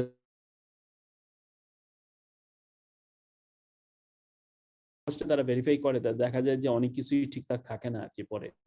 তো এগুলো হচ্ছে একটা এগ্রিগেশন। সে হচ্ছে দেখা যায় এই ধরনের কোম্পানি অনেক ব্যাংকের থেকে কাজ পায়, তাহলে একজনের কাছে আপনার অনেকগুলো ব্যাংকের ভেরিফিকেশন তুলে দেয়। ধরেন আমাদের ইউনিভার্সিটি প্রায় শিক্ষক কর্মচারী মিলে প্রায় 6000-এর মতো লোক আছে। তো তাদের কাছে যখন সে যখন ঢাকা ইউনিভার্সিটি আসে বিভিন্ন ব্যাংকের ক্রেডিট কার্ড নিয়ে আসতেছে, তো এক ব্যাংকের কাজ করে না, সে অনেকগুলো ব্যাংকেরই একসাথে কাজ করে যাচ্ছে, তাহলে তা ওই কোম্পানিতে এখানে সুবিধা হয় আর কি। আরেকটা হচ্ছে আপনি যখন এগ্রিগেশন করেন থার্ড পার্টি থেকে, তখন আপনি লো কস্টে হায়ার কোয়ালিটি প্রোডাক্ট পান। বাংলাদেশের ক্ষেত্রে এটা সত্য না, বাট বাইরের অনেক দেশ এটা করতে পারে, যেমন স্পেশালি ইউএসএ বা আপনি ইউরোপিয়ান কান্ট্রি গুলো যেটা করে, আপনি দেখবেন যে একটা স্যামসাং ফোন আমরা এখানে লক্ষ টাকার উপর দিয়ে কিনতেছে, বাট ইউএস থেকে কিনবেন আপনার তো লক্ষ টাকা পড়ে না। ওয়ারেজ বেশি দাম দিয়ে কিনতেছেন, 20,000-25,000 টাকা বেশি দিয়ে কিনতেছেন, কিন্তু 20-25,000 টাকা দিয়ে বেশি দিয়ে কিনে যে কোয়ালিটিটা পাবেন এটা ইউএস কোয়ালিটি হবে না। আমি কি বুঝাতে পারতেছি?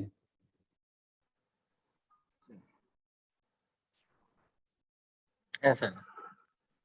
হ্যাঁ, আপনারা খেয়াল করে দেখেন যে এই জিনিসটা খুব আমি মানে ফিল করছি বা দেখছি আর কি, মানে দাম দিতেছি বেশি কিন্তু কোয়ালিটি কিন্তু আমি পাইতেছি সেই না, হয়তো বা আমি পাইতেছি থার্ড ফোর্থ ক্যাটাগরির আপনার প্রোডাক্টের কোয়ালিটি পাইতেছি আর কি। বাংলাদেশের যে বা বিভিন্ন এই ধরনের কোম্পানিগুলো চাইনিজ মোবাইলগুলো বাংলাদেশে বিক্রি করতেছে। জি জি। বাংলাদেশে তো আসলে এই ধরনের কোনো অ্যাক্ট নাই, কনজিউমার প্রোডাক্ট সেফটি যে অ্যাক্ট গুলো আছে ওই জিনিসগুলোতে আমেরিকাতে যে স্ট্রিক্টলি ফলো করা হয়।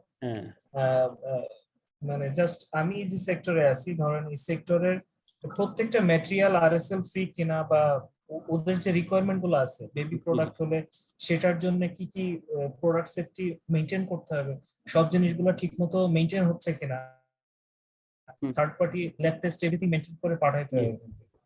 তো এই জিনিসগুলো তো বাংলাদেশে সেভাবে নাই। থাকলেও ধরেন সব কার্ভিং হয়ে যেত আর কি। জি স্যার, ওদের এই ইয়েগুলো অনেক স্ট্রং। ইভেন ওইখানে যাওয়ার পরে যে র্যান্ডম টেস্ট হয় সেখানে যদি ধরা পড়ে তাহলে টোটাল প্রোডাক্ট গুলো আবার রিকল করে নিতে হয়। এই জন্য ওরা এখান থেকেই মানে স্ট্রিক্টলি আমাদের কোম্পানি বা যেখান থেকে সাপ্লায়ার থেকে যে ম্যাটেরিয়াল গুলো আসে সবগুলাই সার্টিফাইড মানে থার্ড পার্টি ইয়ে করা থাকে, ল্যাব টেস্ট বা আদার থিংস করে এগুলো সার্টিফাইড করা থাকে। করা থাকে। রাইট। তাহলে এখন সমস্যাটা আমাদের এন্ডে আর কি। তো চায়না থেকে যখন আমরা মাল বানাই, আমার প্রফেসর বলছিল যে আমি হাসতাম না যে ভালোবাসা হইতেছে চাইনিজ মালের কোয়ালিটি, গ্যারান্টি নাই, কিছু নাই। তো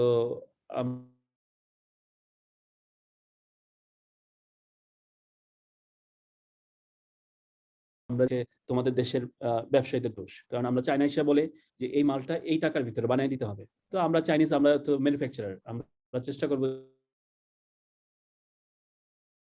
যে তোমার দেশের গভর্নমেন্ট বা তোমার দেশের মানে বিজনেসম্যানদের এটা রেসপন্সিবিলিটি যে সে কোন দামে কি জিনিসটা নিতেছে, বুঝাতে পারতেছে কিনা। চায়না স্যার এরকম হচ্ছে ওদের রিকোয়ারমেন্ট আছে, ওটা জিবি টেস্ট বলে, গোবিও টেস্ট, চায়না স্ট্যান্ডার্ড যেটা ন্যাশনাল স্ট্যান্ডার্ড, ওই জিনিসগুলো মেইনটেইন করা হচ্ছে। হ্যাঁ, কিন্তু চায়নার ওই মেইনটেইনের প্রোডাক্ট তো আমরা পাই না। না, ওইগুলোর যে কস্টিং আসবে ওটা তো বাংলাদেশ ওই যে ব্যবসায়ীরা দিবে না, বা আমাদের এন্ড থেকে আমরা তো ওই জিনিসগুলো আসেই না, তো পাবো কি? চায়নার ভিতরে যে কাস্টমাররা যেই প্রোডাক্টটা ইউজ করে, মানে আমরা স্পেশালি ইলেকট্রনিক্স প্রোডাক্ট দেখছি, আপনার ইয়া হয় না, কি জানি বলে, অনেক কম দামে ওরা মোবাইল ফোন ইউজ করে, কিন্তু ওই কোয়ালিটির মোবাইল ফোনও বাংলাদেশে আপনার ভালো একটা প্রাইসে, তো 2-3 গুণ প্রাইস দিতেছি, তারপরেও পাই না। হ্যাঁ, এরকম দেখছি। তো এই সমস্যাগুলো আছে আর কি। তো এগুলো হচ্ছে আমাদের এক এক দেশের গভর্নমেন্ট আপনার কতটুকু আপনার জনগণ বান্ধব, এইটা হচ্ছে ব্যাপার আর কি। তো এখন ওইটা নিজেদেরই আমার মনে হয়, আপনি যখন আপনার ইয়ের কথা চিন্তা করবেন, কোম্পানির কথা, বা আপনি নিজেদের নিচের দিকে যারা কাজ করে তাদের কথা যখন চিন্তা করবেন, অটোমেটিকলি কিন্তু এগুলো আপনাদের মাথায় কোয়ালিটি কনসিয়াসটা চলে আসবে আর কি। আমাদের দেশে যেটা দেখছি যে আগে আমি খাই নেই, তারপরে আমি বাঁচলে বাকিরা বাঁচবে, নাকি? আপনারা কি এরকম করেন নাকি?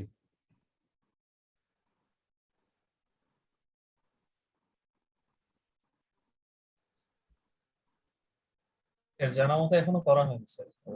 আচ্ছা, তো ঠিক আছে। তো factor influencing growth of surplus in a third party. হ্যাঁ, থার্ড পার্টি থেকে আমরা কিভাবে surplus, scale, uncertainty and specificity of asset, এই তিনটার একটা ফ্যাক্টর দিয়ে আমরা সাধারণত আমরা যাচাই করার চেষ্টা করি যে আমাদের কি পরিমাণ প্রফিটেবিলিটি থাকবে আর কি। যেমন স্পেসিফিসিটি অফ অ্যাসেট হচ্ছে যে আপনি যে থার্ড পার্টি হয়ে যার জন্য কাজ করবেন, ফর এক্সাম্পল আপনি হচ্ছে লিয়েনফাং এর জন্য কাজ করতেছেন, এখন লিয়েনফাং এর কি স্পেসিফিক কোনো অর্ডার আছে কিনা যে আমাকে এই মেশিন নিয়ে আমাকে একটা স্পেশালাইজড মেশিন আমাকে বুক করে দিতে হবে, এই মেশিন দিয়ে আমাকে, তো এই ধরনের কোনো স্পেশাল তার রিকোয়ারমেন্টস আছে কিনা, এবং সেটা যদি বেশি পরিমাণ হয় তাহলে আপনার কিন্তু একটু সমস্যা, এগ্রিগেশনের সুবিধাটা পাবেন না। পরে এটা যদি নর্মাল থাকে এবং স্কেল ভালো থাকে, তাহলে দেখা যায় যে আপনি ওই যে এগ্রিগেশন থেকে যেই আপনি বেনিফিটটা পাওয়ার কথা বা প্রফিটেবিলিটি পাওয়ার কথা, সেই যে প্রফিটেবিলিটিটা আপনি মেনটেন করতে পারবেন। তো এই তিনটার ম্যাট্রিক্স দিয়ে আমরা সাধারণত বের করার চেষ্টা করি আসলে আমার এখানে কি আসবে কিনা, প্রফিটেবিলিটি আসবে কিনা। তারপর আছে দেখেন demand uncertainty to the farm, এটা যদি লো থাকে, আবার স্পেসিফিক অবজেক্টিভ হলো লো, তাহলে low to medium growth in surplus, কিন্তু স্পেসিফিক অ্যাসেট আছে, ডিমান্ডও নাই মার্কেটে, তাহলে আপনার গ্রোথ সারপ্লাসটা খুবই কম হবে আর কি।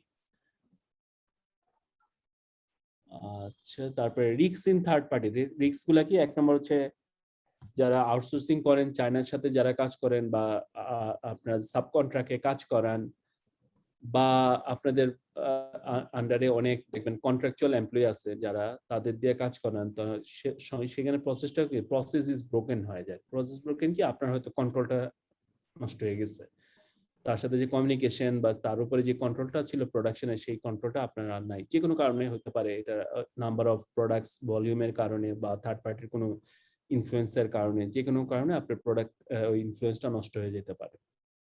যেমন লিয়েনফাং এর সাথে কাজ করলে আপনার সুবিধা হচ্ছে লিয়েনফাং এর একটা কন্ট্রোল ওই সাপ্লাইয়ের উপরে আছে, তো আপনার সাথে যদি সাপ্লাইয়ের সমস্যা করতে চাও, লিয়েনফাং এর সাথে সে কিন্তু সমস্যা করতেছে না।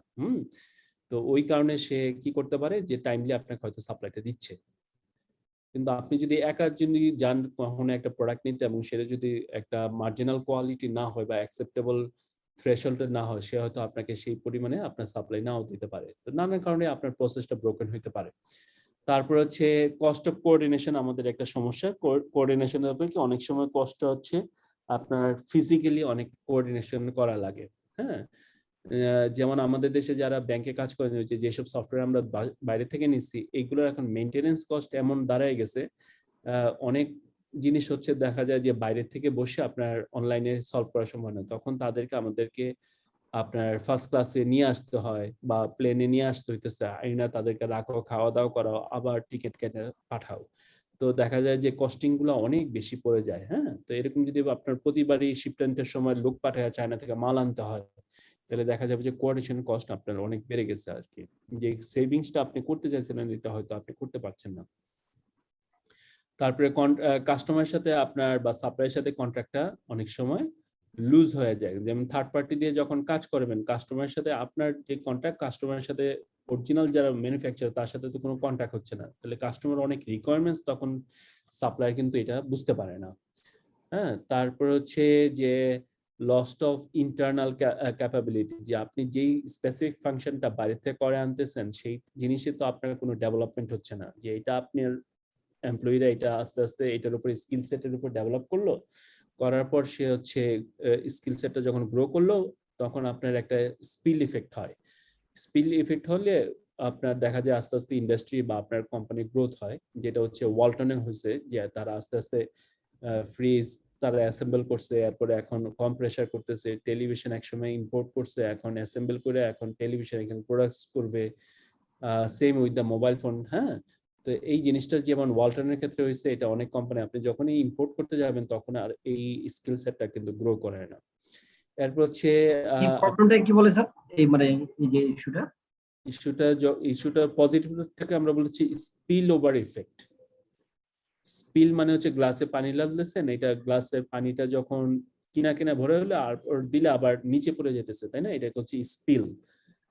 তো এই ফরিদ গত ক্লাসে একটা উদাহরণ দিয়েছিল যে ওই যে তাদের একটা স্পেশাল মেশিনের ক্ষেত্রে, ডিজাইনের ক্ষেত্রে তারা শ্রীলঙ্কা থেকে লোক আনা করাইতেছে।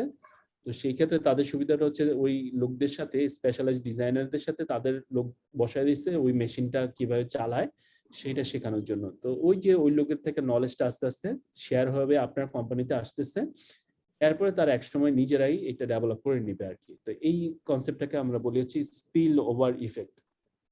চায়না কিন্তু আজকে বড় হয়েছে এই কনসেপ্ট দিয়ে, স্পিল ওভার ইফেক্ট দিয়ে। চায়নার যে ইলেকট্রনিক্স ইন্ডাস্ট্রি ডেভেলপ হয়েছে, হায়াস এগুলা ব্র্যান্ড ডেভেলপ করছে, এটা হচ্ছে ওয়ান অফ দ্য রিজনস হচ্ছে আপনার ওই ইউরোপিয়ান কোম্পানিগুলা বা ইউএস কোম্পানিগুলো এখানে এসে ফ্যাক্টরি খুলছে, চাইনিজদের ট্রেন আপ করছে। তখন চাইনিজ অনেকে ইঞ্জিনিয়ার বা যারা এন্টারপ্রেনারিয়াল মাইন্ডেড ছিল তারা বাইরে এসে, যেমন হায়াস, মিডিয়া, এই ধরনের তাদের লোকাল কোম্পানিগুলো তারা ডেভেলপ করে নিছে। বুঝতে পারছি আমরা?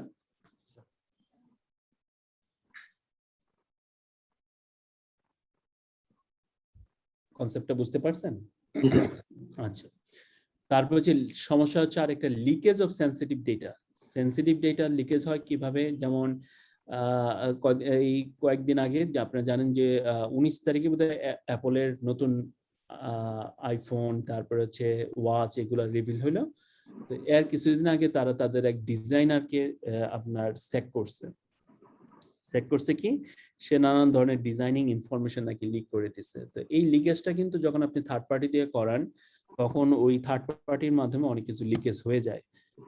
এখন যেহেতু সে মাল্টিপল সাপ্লায়ারের কাজ করে, এক সাপ্লায়ার ইনফরমেশন কিন্তু আরেক সাপ্লায়ারের কাছে যাওয়াটা কোনো অস্বাভাবিক কোনো ব্যাপার না। এটা হয়েই যায়। তারপর হচ্ছে ইনএফেক্টিভ কন্ট্রাক্টস হয় কিভাবে? যে আপনি যখন কন্ট্রাক্ট করতে চান ওইখানকার অনেক কিছু কিন্তু আপনি জানেন না। যেমন ওদিন একটা ভিডিও দেখতেছিলাম যে আপনারা যারা করেন, শিপমেন্ট গুলা করে থাকে, তাই না, যারা ওই যে শিপের এফওবি বলে বা গুলা বলে থাকে, তখন অনেক ক্যারিয়ার কোম্পানি আছে যারা বলে যে আমাদের শিপমেন্ট কস্ট এত, পরে দেখা যায় ওইখানে অনেক ধরনের হিডেন কস্ট থাকে। এগুলো কি পাইছেন আপনারা যারা ইন্টারন্যাশনাল শিপিং এ আছেন বা করে থাকেন? যেমন হিডেন কস্ট আছে কি, নরমালি যে কস্টগুলো আপনারা এই ক্যালকুলেট করে থাকে, একটা হচ্ছে শিপিং কস্ট, আর একটা হচ্ছে আপনার পোর্টের কিছু ডিউটিস আছে, আর আরেকটা করেন হচ্ছে আপনার এই কি যেন বলে আপনার, এই তো পোর্ট ডিউটি, আর একটা হচ্ছে ওভারস্টের জন্য ইস্যু আছে। হ্যাঁ ইন্স্যুরেন্স, এই 2-3টা কস্ট আমরা সাধারণত ক্যালকুলেশন করি। কিন্তু পরে দেখা যায় এই শিপিং কোম্পানিগুলো যেগুলো করে অনেক সময় হচ্ছে ওই যে প্রোডাক্ট অফলোড, লোডিং, আনলোডিং, এই চার্জগুলো তারা হিডেন রেখে দেয় আর কি। পরে দেখা যায় যে বিভিন্ন পোর্টে যখন মালটার নামাইছে ওই পোর্ট অনুযায়ী অনেক সময় তাদেরকে এই চার্জগুলো করে দেয় আপনার ইম্পোর্টার বা এক্সপোর্টারকে। এগুলো ফেস করছেন না? না স্যার, এরকম face করিনি। করেনি, আচ্ছা যাক। তো এই ধরনের অনেক বাজে পরিস্থিতির কেস দেখলাম আর কি ইন্টারন্যাশনাল শিপিং এ। তো জবের ক্ষেত্রে এই ধরনের আছে স্যার। অনেক সময় প্যাকেজ যেটা বলে যাওয়ার পরে দেখা যায় ইনক্লুডিং সব থাকে, মানে টেক হোম যেটা ওটা অনেক কম আসে আর কি, সবকিছু বাদ দিয়ে। রাইট, অনেক সমস্যা, কিছু বলা থাকে না তখন না? জি স্যার, প্রথমে বলো যে এরকম স্যালারি হবে এরকম এরকম, কিন্তু যখন হ্যাঁ। স্যালারি ঢোকে তখন দেখা যায় যে ইনক্লুডিং ইভেন ঈদ বোনাস ওর ভিতরে ইনক্লুড করা থাকে। ঈদ বোনাসও, আচ্ছা হ্যাঁ, এ ধরনের ইস্যু দেখছি স্যার। আচ্ছা, পচা কোম্পানি। তাহলে এরকম যদি প্রথমেই চিটিং এর মানে ফাপড়ে পড়েন তাহলে আপনার ওই কোম্পানিতে তো কাজই করতে ইচ্ছা করবে না, তাই না? আপনিও চিন্তা করবেন যে আমার এইভাবে করতেছে, ঠিক আছে আমি। ইয়ার্নের ক্ষেত্রে স্যার একটা প্রবলেম পড়ছে চায়নার সাথে, জি, যেমন এই ময়েশ্চার একটা ইস্যু বলে আর কি, আর্দ্রতার একটা ইস্যু। ওরা যা ডিক্লেয়ার করে অনেক সময় এই ডিক্লারেশনের মধ্যে অনেক ডাটা মিসম্যাচ পাওয়া যায়। আচ্ছা, এটা আপনার ওইখানে যে এত ডেলিভারি নেন না? না না না, জাস্ট বাই মেসেজে ইনফরমেশন গুলো পাওয়া যায়। আচ্ছা, এই ক্ষেত্রে বোধহয় অনেক থার্ড পার্টি ভেরিফিকেশন কোম্পানি আছে যারা আপনাদের হয়ে ওইটা করে দেয়। বাট মাল যেই পরিমাণ আনা হয় কেউ থার্ড পার্টি এঙ্গেজ করলে আবার কস্ট অনেক বেড়ে যায়, বেড়ে যাবে না? যার আচ্ছা। কারণে ওই ট্রাস্টের উপর অনেক সময় কাজ করতে হয়। আমাদের দেশেরও কিন্তু অনেক লোকাল কাজ করে ওইখানে পোর্টে। আপনারা বোধহয় ওইটা একটু খুঁজে দেখতে পারেন, যে অনেক কম কস্টেই পাবেন আর কি। আমরা পরে স্যার মানে আমাদের লোক এঙ্গেজ করেছি অলরেডি চায়নাতে। আচ্ছা আচ্ছা, উপায় থাকে না, কারণ আপনি যদি একটা মাল, এটা তো আপনার ওই পরবর্তী অর্ডার পাওয়ার ক্ষেত্রে একটা বড় ধরনের বাধা হয়ে দাঁড়ায়। আচ্ছা, তাইলে এরপর হচ্ছে loss of supply chain visibility, এটা তো আমরা বুঝছি। আর একটা হচ্ছে নেগেটিভ রেপুটেশনাল ইম্প্যাক্ট দেখা যায়, ওই যে আমাদের রানা প্লাজা ইভেন্টের পরে স্পেশালি যেটা হয়েছে, সারা ওয়ার্ল্ডের মার্কেটে একটা বাজে রেপুটেশন বাংলাদেশ গার্মেন্টস নিয়ে হয়ে গেছিল আর কি। তো যাক, আমরা এটা থেকে অনেকটা উঠতে পারছি, বাট থার্ড পার্টি দিয়ে করাইলে অনেক বিপদ আছে। কমপ্লায়েন্সে অনেক খরচ করতেছে যার কারণে। জি, কমপ্লায়েন্সে অনেক খরচ করতেছে। হ্যাঁ, কমপ্লায়েন্স অনেক খরচ হইতেছে। বায়ার্স গুলো আপনার যদিও তারা কস্ট বাড়ায় না, উল্টা কমাইছে, বাট আমাদের এদিক দিয়ে আমাদের ফ্যাক্টরি গুলো অনেকটা হয়ে গেছে, তাই না? যে অনেকটা উত্তরণ করছে। অ্যাকচুয়ালি এটা না করলে তো বিজনেস করতে পারবে না বাংলাদেশ। এই জন্যই ম্যাক্সিমাম ফ্যাক্টরি গুলো যারা রিনাউ সবাই কিন্তু এখন কমপ্লায়েন্স মেইনটেইন করতেছে, এবং বায়ারদের কমপ্লায়েন্স বা সেফটি কমপ্লায়েন্সের রিকোয়ারমেন্ট অনেক হাই স্যার। আচ্ছা, হ্যাঁ,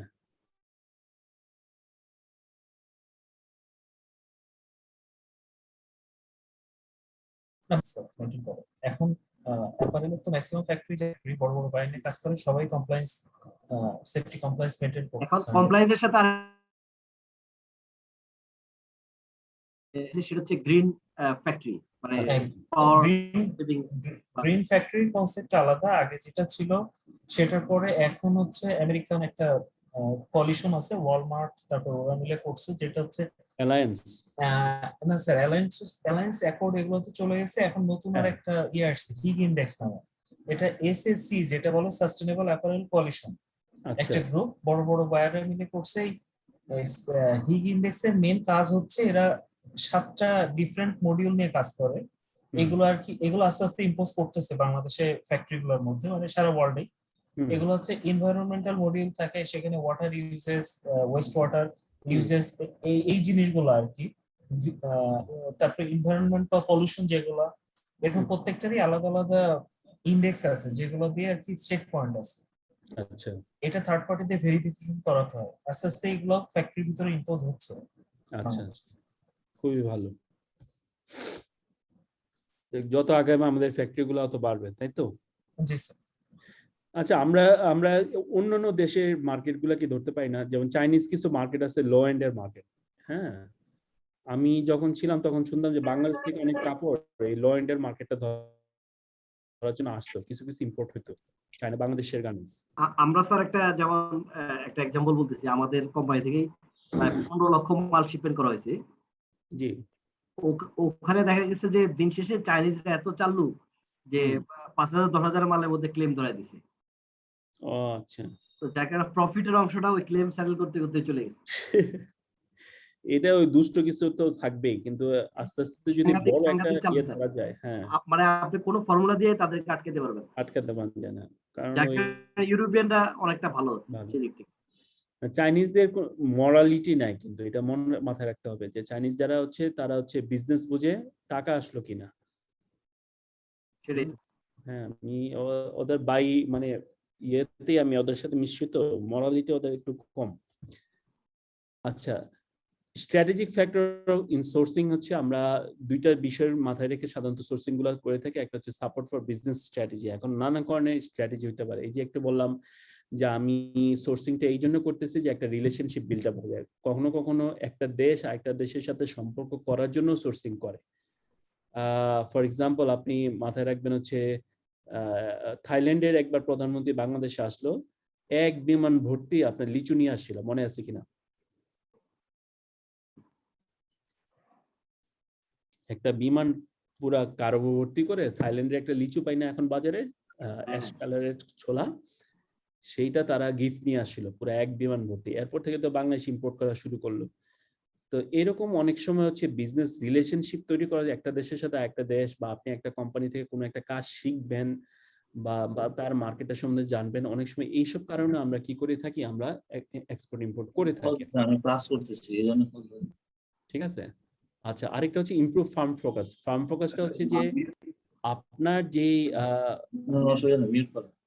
আপনার যে ফাংশনগুলো আছে, এই ফাংশনগুলা আপনার যে কোর ফাংশন আছে বা আমরা বলি কম্পারেটিভ অ্যাডভান্টেজ যেগুলো আছে, এই কম্পারেটিভ অ্যাডভান্টেজ গুলা উপরে আপনি কি দিবেন, নজর দিবেন। আর লেস ভ্যালুয়েটিং যে অ্যাক্টিভিটিস আছে সেইগুলো আপনি কি করবেন, বাইরের থেকে আউটসোর্সিং করে আনিয়ে আসবেন। যেমন এখন অনেক কোম্পানি কি করে, থার্ড পার্টি দিয়ে তার ক্লিনিং সার্ভিস গুলা নেয়, থার্ড পার্টি দিয়ে আপনার ইয়েগুলা নেয়, আপনার ওই যে সিকিউরিটি সার্ভিস গুলা নেয়। বড় বড় কোম্পানিগুলা আইটি সিকিউরিটি গুলা হচ্ছে আপনার থার্ড পার্টি থেকে নেয়। আপনাদের এখানে গার্মেন্টস আমি জানি না কি কি কাজ করেন, সিকিউরিটি গুলো কি গার্মেন্টস এর নিজস্ব থাকে না বাইরে থেকে নেন?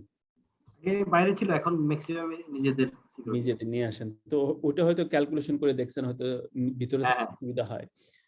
বাট আপনি যদি চিন্তা করেন যে ওয়েপন সহ আপনি সিকিউরিটি নেবেন, তাহলে তো বাইরে ছাড়া উপায় নাই, কারণ ওইগুলোর আবার ওয়েপন লাইসেন্সের ব্যাপার আছে। মানির ক্ষেত্রে করা হয় স্যার, যে টাকার ট্রানজাকশনের ক্ষেত্রে করা হয়। আচ্ছা, তারপরে ধরেন আপনার এখন গার্মেন্টস হিসেবে আমরা একসময় আউটসোর্সিং করছি না, যে আমার এতগুলা কন্ট্রাক্ট থাকবে, বাকিগুলো আমি হয়তো আউটসোর্সিং করব। তারপর হচ্ছে আপনার অনেক কোম্পানি হচ্ছে যারা হচ্ছে কি জানি না আপনি ইন্টিগ্রেটেড না কি জানি বলে, কম্পোজিট ফ্যাক্টরি না যারা, তারা হয়তো ডাইংটা এক জায়গায় করাইতেছেন, ফিনিশিংটা আছেন, তাই না? এরকম হয়।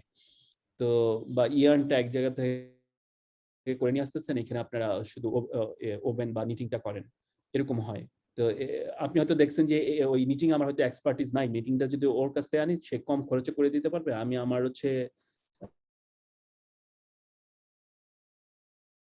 আমি ওইখানে মনোযোগ দেই। Pharmaceutical company maximum raw materials গুলো বিভিন্ন দেশ থেকে সোর্স করে, বাট সে যদি দেখে যে আমি এখানে যদি আমি র মেটেরিয়ালসটা কেমিক্যালটা প্রডিউস করতে পারি, তাইলে আমার যে খরচ হয় আছে আমি ইম্পোর্ট করলে সুবিধা হয়, আমি আমার ওই ওষুধ যে প্রোডাকশন আছে সেখানে আমি মনোযোগটা দিব, তাইলে একটা হচ্ছে আপনার ফোকাস ডিফারেন্ট হলো। আরেকটা হতে পারে যে আমার R&Dটা আমি বাইরে রাখতেছি, কারণ আমার R&Dতে এখানে জন্য নাই, R&Dটা হয়তো ইউরোপ বা আমেরিকায় রাখলাম, ওইখান থেকে নতুন কোনো একটা ওষুধের প্যাটেন্ট পাইলে আমি আমার দেশে আইনা আমি ম্যাস প্রোডাকশন দিলাম, এটা হইতে পারে।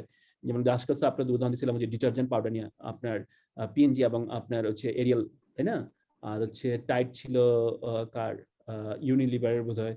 তো এরা একসাথে হয়ে আপনার কি R&D করে প্রোডাক্টটা বের করে তাদের নিজস্ব নামে বিক্রি করে দিচ্ছে। আবার বাংলাদেশের জুয়েলারিতে দেখবেন হচ্ছে যারা জুয়েলারি মার্কেটে আছে বাইতুল মোকাররমের ম্যাক্সিমাম হচ্ছে তারা ফ্যাক্টরি কোথায় জানেন তো? জুয়েলারি ফ্যাক্টরি পুরান ঢাকায়। পুরান ঢাকায় ওই যে একই দোকান থেকে হয়তো কারিগর দিয়া বানায় অনেক দোকান চলতেছে, তাই না? তো এইগুলো হচ্ছে ফার্মসের ফোকাস, যে আমি সেলে ভালো, আমি ফ্যাক্টরিতে আমার প্রোডাকশনে না যাই, প্রোডাকশনটা আমি আউটসোর্স করলাম। তো এরকম করতে পারি আর কি। তাহলে একটা হচ্ছে বিজনেস স্ট্র্যাটেজি, আর একটা হচ্ছে ফার্মের ফোকাস। ক্লিয়ার ব্যাপারটা?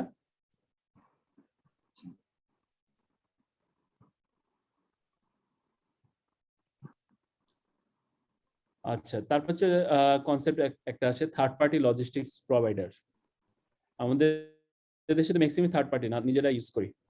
অল্প কিছু নিজেদের আছে আর কি, যেমন টিবিএল এই ধরনের কোম্পানি অনেকের আছে, ঠিক আছে। তাহলে যেমন সরকারের একসময় নিজস্ব লজিস্টিক্স ছিল, এখন ধরেন সরকার খরচ টরচ দেখা কানে ধরে এখন দেখেন সচিব হইতে যারা যারা গাড়ি দিতে হয় তাদেরকে হচ্ছে আপনার গাড়ি বলছে ভাই নিজেরা কিনেন, আমরা মেইনটেনেন্স খরচটা দিব, কারণ মেইনটেনেন্স খরচ দিয়েও সরকারের লাভ। বুঝা গেছে আমার কনসেপ্টটা? তো এরকম হয়, থার্ড পার্টি গেলে অনেক সুবিধা আছে। আচ্ছা, তারপরে যখন আমরা আউটসোর্সিং করতে যাই তখন আমাদের যে খরচটা কস্ট ক্যালকুলেশন করি তখন আমাদের তিনটা জিনিস আমাদের মাথায় রাখতে হয়। একটা হচ্ছে আপনার অ্যাকুইজিশন কস্ট, দুই নাম্বার হচ্ছে ওনারশিপ কস্ট, আর হচ্ছে আপনার পোস্ট ওনারশিপ কস্ট। এই খরচগুলা আমরা সাধারণত দেখা যায় শুধু আমরা এই অ্যাকুইজিশন কস্টটা নিয়ে সবসময় আমার মাথায় চিন্তা থাকে যে কত কস্ট আমি একটা জিনিস কিনতেছি, বাট বাকি দুইটা যে আমার কস্টিং আছে এই দুইটা কস্টিং কিন্তু আমরা একদমই মাথায় নেই না। তো আপনি যখন কস্টিংটা করবেন অবশ্যই এই ওনারশিপ কস্ট আর হচ্ছে আপনার পোস্ট ওনারশিপ যেগুলো কস্ট আছে সেই জিনিসগুলো মাথায় রাখবেন। ফর এক্সাম্পল ধরেন আপনি একটা কাপড় কিনছেন, তো কাপড়গুলা হচ্ছে ইউজ করার পরে কাপড়ের সাথে অনেক জিনিস আছে, তাই না? ওই যে কাপড়ের বেল্টের ভিতর যদি প্লাস্টিক থাকে, তারপর হচ্ছে আপনার এখনকার দিনে ধরেন যে আমরা সবাই মাস্ক ইউজ করি, তো মাস্কের উপরের অংশটা তো আপনার প্লাস্টিক থাকে। এখন প্লাস্টিক এসে কি করলো, আমার পুরো এনভায়রনমেন্টের অবস্থা 12টা বোঝাই দিল। তো এখানে যারা আপনার কাপড়ের যারা প্রোডাকশন আছে, কাপড় দিয়ে যারা মাস্ক টাস্ক তৈরি করতেছেন, তা আমাদের এনভায়রনমেন্টের জন্য ভালো। তো এই ধরনের এই জিনিসগুলা পোস্ট ওনারশিপ, রেপুটেশন, অনেক জিনিসই কিন্তু আমাদের ওয়ারেন্টি, যে আমি যদি একটা প্রোডাক্টের ওয়ারেন্টি ঠিকঠাক না থাকে, আপনি যদি এটা ফেরত দিতে চান, ধরেন এই যে আমরা বলেন যে একটা হিউমিডিটির একটা কনসেপ্ট আছে, মাল পাইলেন হিউমিডিটির অবস্থা খারাপ, তো এখন আপনি যদি এই মালটা রিটার্ন পাঠাতে চান চায়নায়, এটা রিটার্ন পাঠিয়ে আপনি যদি আবার প্রোডাকশন দিতে চান, তাহলে আপনার অবস্থা কি? আমি কি বুঝাতে পারতেছি? তো এই জিনিসগুলা কনসেপ্ট চিন্তা করা, তো কস্টিং এ এই জিনিসগুলো আনবেন। বারবার বলতেছি, এটাকে আমরা বলি হচ্ছে টোটাল ওনারশিপ। কি বলতেছি আমরা, এটা মাথায় থাকলো? Total cost of ownership, TCO বলে। আপনারা কি এইভাবে ক্যালকুলেশন করেন জিনিসটা?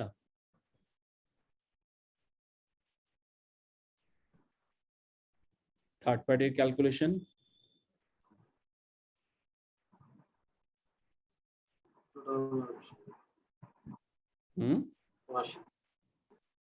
আমরা সাধারণত শুধু অ্যাকুইজিশন কস্টটা দিয়ে করে থাকি, supplier price, supplier terms, tax, এগুলো শুধু করবেন। তো এখন থেকে যারা এই ক্লাসটা করতেছেন তারা অবশ্যই আপনার বাকি দুইটাও করবেন, ওনারশিপ কস্ট করবেন, inventory, warehousing, production, quality. যেমন ওই যে লাস্ট ক্লাসে একটু কথা হইতেছিল যে আমরা যারা প্রকিউরমেন্টে আছে তারা এক রকমের প্রাইসিং দেয়, যখন এটা অ্যাকাউন্টসে চলে যায় তখন দেখা যায় এটার প্রাইস অনেক বেড়ে গেছে। তো ওরা বললে, একজন জবাব দিল যে সম্ভবত কাদেরই এই জবাবটা দিচ্ছেন যে এখানে inventory cost, warehouse, manufacturing, তারপরে আরো কিছু ওভারহেড যোগ করার পর আপনার প্রাইসিংটা চলে আসে। তো এটা একটা কস্ট গেল, অ্যাকাউন্টিং দিল। এরপরে আপনারা পোস্ট ওনারশিপ কস্টটাও ক্যালকুলেশন করবেন, যে reputation, warranty, environmental cost, supplier capability, এইগুলো কস্টিং আমরা যখন যোগ করব তখন আমরা টোটাল কস্ট অফ ওনারশিপ পাই। এবং সেইটার পরে আপনি চিন্তা করবেন যে আসলে কোন থার্ড পার্টি আমি কি করব, আমার প্রোডাকশনটা প্রকিউর করব বা আমার ম্যাটেরিয়ালস গুলো প্রকিউর করার চেষ্টা করব। এরপরে আসে আমার সাপ্লায়ারের ক্ষেত্রে নেগোসিয়েশন। নেগোসিয়েশনটা হচ্ছে আমরা অকশনেও যেতে পারি বা নেগোসিয়েশনে আপনার বার্গেনিং হতে পারে। তো অনেক সময় সিঙ্গেল সোর্সিং, মাল্টিপল সোর্সিং করা হয়। তো সিঙ্গেল সোর্সিং এর কিছু সুবিধা আছে, মাল্টিপলের কিছু সুবিধা আছে। যে সিঙ্গেল সোর্সিং হচ্ছে যদি প্রোডাক্টটা খুব স্ট্র্যাটেজিক হয়, একটা দুইটা কোম্পানি তৈরি করে, আপনার হচ্ছে তার উপরে আপনি রিলায়েবল ট্রাস্ট আছে, কম খরচে দেয়, তো সেই ক্ষেত্রে আমরা সিঙ্গেল সোর্সিং করতে পারি। ফরেস্ট প্রোডাক্টটা যদি ধরেন একটা কমার্শিয়ালাইজ প্রোডাক্ট, মানে অনেকেই হচ্ছে আপনি তৈরি করে, তো সেই ক্ষেত্রে আমরা মাল্টিপল সোর্সিং করতে পারি এবং আমার ডিপেন্ডেন্সি কমাইতে পারি। কারণ সিঙ্গেল সোর্সিং এ ডিপেন্ডিং হলে কোনো একটা সাপ্লাই চেইন ডিসরাপশন হওয়া মানে কি আপনার প্রোডাকশন বন্ধ। তারপর আছে দেখেন, আমরা যখন মাল্টিপল সোর্সিং করি তখন আমরা কি করি, অফলাইন কম্পিটিটিভ বিড আছে, রিভার্স অকশন আছে, ডাইরেক্ট নেগোসিয়েশনের মাধ্যমে এগুলো আমরা করে থাকি। হ্যাঁ, তো যেভাবে আমরা করি না কেন, আমরা চেষ্টা করবো যে আমাদের কি থাকে, একটা উইন উইন সিচুয়েশন যেন থাকে, যে দুই পার্টি আমরা কি করব এখানে, আমাদের একটা উইন উইন সিচুয়েশন আমাদের থাকতে পারে। যেমন টয়োটা এবং তাদের সাপ্লায়ার যারা আছে তাদের মধ্যে কনসেপ্টটা হচ্ছে এরকম যে টয়োটা সাপ্লায়াররা বলে যে Toyota knows about our production process more than us. হ্যাঁ, যে টয়োটা অলরেডি আমাদের প্রজেক্ট সম্বন্ধে আমাদের চেয়ে বেশি জানে, সো আমাদের প্রাইস নিয়ে কখনো আমরা টয়োটার সাথে বার্গেনিং করতে চাই না, তারা মাল নিলেই খুশি। তো একইভাবে আমি আপনাদের টার্গেটের উদাহরণ দিছিলাম, যে একটা সফটওয়্যার কথা বলছিলাম তারা ইউজ করে, সে মোটামুটি বাংলাদেশের সব ফ্যাক্টরির কস্টিং গুলো তাদের কাছে আছে, তো তারা আপনাদের কস্টিং সম্বন্ধে কিন্তু অনেক বেশি আপনার নলেজেবল। তো এইসব সাপ্লাইয়ের সাথে বা ভাইয়ারদের সাথে আপনার রিলেশনশিপটা কেমন হবে, উইন উইন সিচুয়েশনে যেন থাকে। নেগোসিয়েশনটা এমন ভাবে করবেন যেন দুই পার্টি আপনার একটা উইন উইন সিচুয়েশনে থাকার চেষ্টা করে। তো এই উইন উইন যখন করতে চাই তখন এক নাম্বার পদ্ধতি হচ্ছে যে আমাদের রিস্ক এন্ড রিওয়ার্ডটা যেন আমরা শেয়ার করি, যে আমরা এক পার্টি আরেক পার্টির সাথে এমন ভাবে ইনভলভ হবো যেন আমরা আমাদের রিস্কটা এবং রিওয়ার্ডটা কি করতে পারি, শেয়ার করতে পারি। তো আপনাদের এখানে একটা উদাহরণ দেওয়া হচ্ছে, যে প্রথমে আমরা দেখবো যে লোকাল অপটিমাইজেশন, বা আমরা এটাকে বলি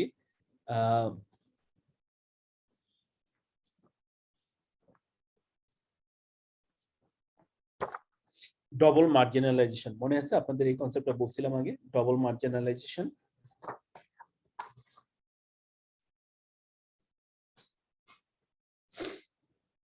কনসেপ্টটা কি আপনাদের মনে আছে, ডবল মার্জিনালাইজেশন?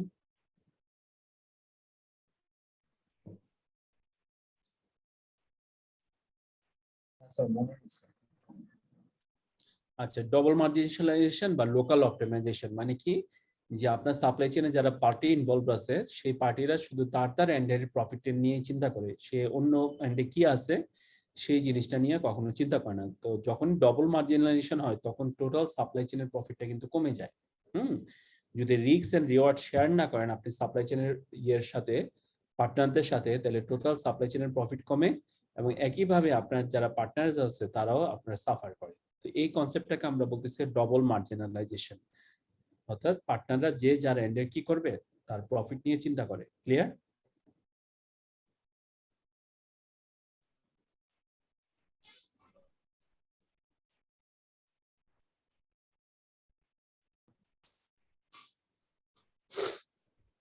প্রবলেমটা ধরতে পারছি?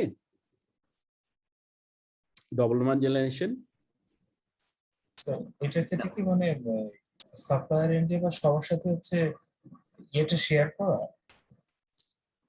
মানে হয়েছে কি, যে আপনি একটা প্রোডাক্ট ম্যানুফ্যাকচারার, ডিস্ট্রিবিউটর আর হচ্ছে ধরেন রিটেইলার। তো ম্যানুফ্যাকচারার করে কি এমআরপি দিয়ে ছেড়ে দেয়, মনে আছে? জি স্যার। তো এমআরপি যখন ডিস্ট্রিবিউটরের কাছে আসে তখন ডিস্ট্রিবিউটর কি করে, ওইটার মধ্যে তার কমিশন টমিশন একটা প্রাইস চার্জ করে। তো ম্যানুফ্যাকচারার সে তার প্রফিট যতটুকু রাখার রেখে তারপরে ডিস্ট্রিবিউটরের কাছে ছেড়ে দেয়। ডিস্ট্রিবিউটর চিন্তা করে যে আমি আমার মতো প্রফিট করব, আবার যখন এটা রিটেলারের কাছে যায় রিটেলার চিন্তা করে রিটেলারের মতো প্রফিট করবে। অর্থাৎ সে এমআরপি উপরেও বিক্রি করতে পারে, এমআরপি তেও বিক্রি করতে পারে, আবার এমআরপির কমেও অনেক রিটেলার কি করে, বিক্রি করে। বুঝা গেছে? তো সেই ক্ষেত্রে দেখেন ম্যানুফ্যাকচারার কি বাইদা দিল না বাইদা দিল রিটেলারের সাথে সম্পর্ক নাই, রিটেলারের সাথে ডিস্ট্রিবিউটরের সম্পর্ক নাই, যে যার এন্ডের প্রফিটটা ম্যাক্সিমাইজ করার চেষ্টা করতেছে। তো এই জিনিসটাকে আমরা বলি হচ্ছে লোকাল অপটিমাইজেশন বা ডবল মার্জিনালাইজেশন। ক্লিয়ার?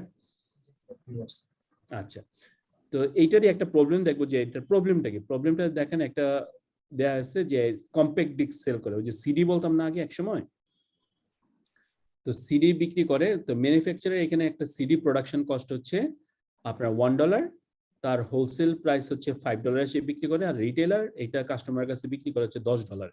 ক্লিয়ার? আচ্ছা, এই ক্ষেত্রে বাজারের স্ট্যান্ডার্ড ডিমান্ড বা মিন ডিমান্ড হচ্ছে 1000 ইউনিট এবং স্ট্যান্ডার্ড ডিভিয়েশন হচ্ছে আপনার 300 unit. Cost of over stock retailer এন্ডে হচ্ছে $5 এবং cost of under stock $5। Clear? Over stock under stock কিভাবে বেরোলো? আপনার ওই যে 10 থেকে 5 বাদ দিলেই হয়, কারণ ডিস্ক তো আপনার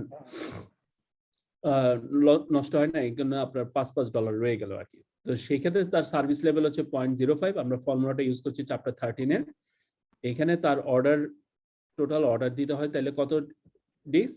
1000 ডিস্ক সে কি করে অর্ডার করে, এবং এখানে তার এক্সপেক্টেড প্রফিট হচ্ছে কত?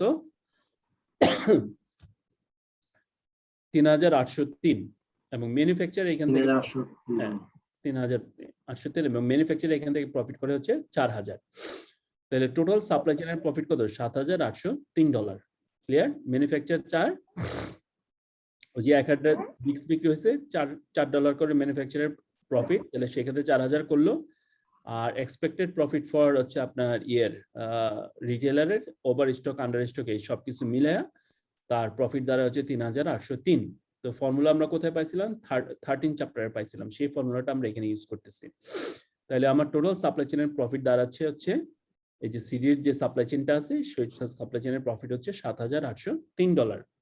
ওয়াইজ এখন যদি তারা কি করে যৌথভাবে ইন্টিগ্রেটেড হয়ে গেল, ভার্টিক্যালি ইন্টিগ্রেটেড হয়ে তারা জয়েন্টলি ডিসিশন নিল যে মার্কেটে কিভাবে তারা প্রোডাক্টটা সেল করবে, কত প্রাইসে সেল করবে। তো যখন জয়েন্ট ডিসিশন নিচ্ছে তখন দেখেন ম্যানুফ্যাকচারার কস্ট এখানে $1, হোলসেল প্রাইস হচ্ছে $5, রিটেলার হচ্ছে $10।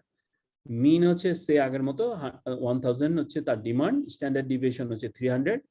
সেই ক্ষেত্রে কস্ট অফ আন্ডার স্টক কত? 8474।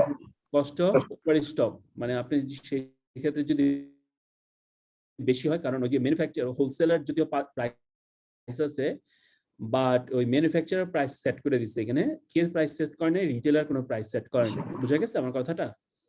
সেই ক্ষেত্রে মনে হচ্ছে করছে যে $1 হচ্ছে তার ওভার স্টক আর আন্ডার স্টক হলে $9। যেহেতু সমস্ত কিছু কন্ট্রোল করতেছে কে? ম্যানুফ্যাকচারার। বুঝা গেছে? এখানে রিটেলার শুধু কি করে? বিক্রিটা করে দেয়। বিক্রি করার পরে যত টাকা বিক্রি হলো সেখান থেকে সে তার প্রফিটটা রেখে দেয়। ক্লিয়ার? আচ্ছা, তো এখানে তার তাহলে তার দেখেন সার্ভিস লেভেল কত বেড়ে গেছে। আগে ছিল 50% আর এখানে সার্ভিস লেভেল কত বাড়ছে? 90% চলে গেছে। এই ক্ষেত্রে সে জয়েন্টলি অর্ডার করবে কত? রিটেলার বা রিটেলের দোকানে সে কত ডিস্ক পাঠাবে? 1384 এবং এখান থেকে সে প্রফিট করতে পারতেছে কত? 8474। কত? টোটাল সাপ্লাই চেইনের প্রফিট আমার দাঁড়িয়েছে হচ্ছে 8474। তা আগের চেয়ে বেশি না কম? বেশি। $1000 প্রায় বেশি। কেন? বিকজ টোটাল সাপ্লাই চেইনটা কি হয়ে গেছে? ম্যানুফ্যাকচার আর রিটেলার একসাথে মিলে কি করতেছে? ডিসিশন গুলা নেওয়ার চেষ্টা করতেছে। এরকম একটা উদাহরণ দিলাম আর কি। এরকম সামনে আরো উদাহরণ আছে।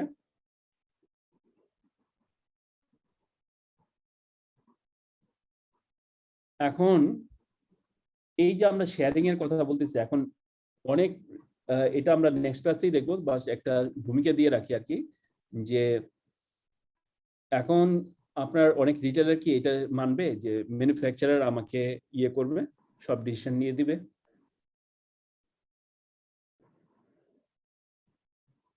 আমি কি কথাটা বুঝাতে পারছি? না স্যার, এটা তো মানবে না স্যার। এটা মানবে না।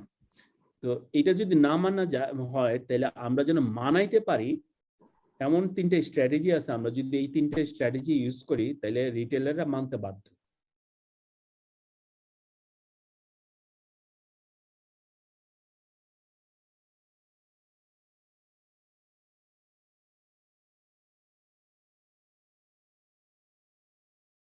থাকবে রিটার্ন নেওয়ার পদ্ধতি, আরেকটা হচ্ছে আপনি রেভিনিউ শেয়ার করতে পারেন, আরেকটা হচ্ছে কোয়ান্টিটি ফ্লেক্সিবিলিটি দিতে পারেন।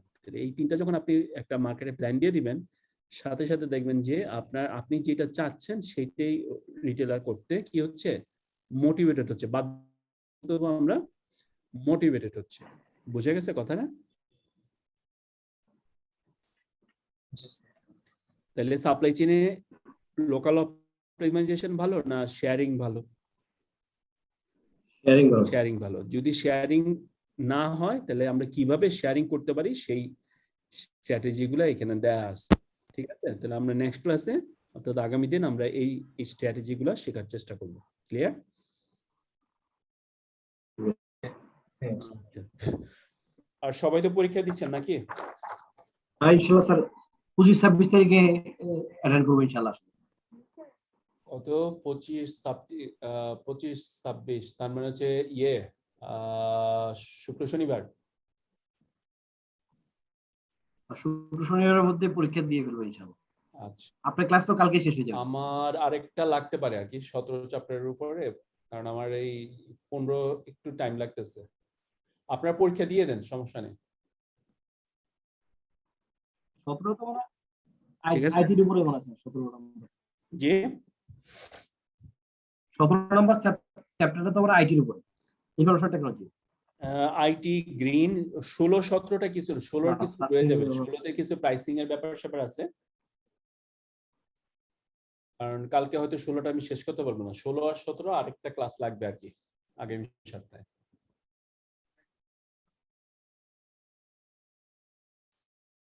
ঠিক আছে। ঠিক আছে, তাহলে আপনারা একটা চ্যাপ্টারই তো রয়ে যাবে বা দেড়টা চ্যাপ্টার আপনারা পরীক্ষা দেওয়ারটা দিয়ে দেন, বা মক টেস্ট দিলে তো আরেকটা দেওয়ার সুযোগ থাকবে, তাই না? জি স্যার, পরীক্ষা দিলে আর একটা দেওয়ার সুযোগ থাকবে। একটা দিলে একটা সমস্যা নেই, এর মধ্যে যদি উত্তরণ হয়ে গেল ভালো হলো, নাহলে ওই ক্লাস করে আরেকটা দিয়ে দেবেন ইনশাআল্লাহ, সমস্যা নেই। তো আজকে এই পর্যন্তই। ঠিক কার আছে। কোনো কোশ্চেন আছে? স্যার দিনের বেলা কি ফ্রি থাকেন স্যার? কি আমি? স্যার মানে কালকে দিনের বেলা ফ্রি থাকবেন স্যার? দিনের বেলা কয়টা থেকে হ্যাঁ ভাই? হ্যাঁ, আপনাকে বলতেছি।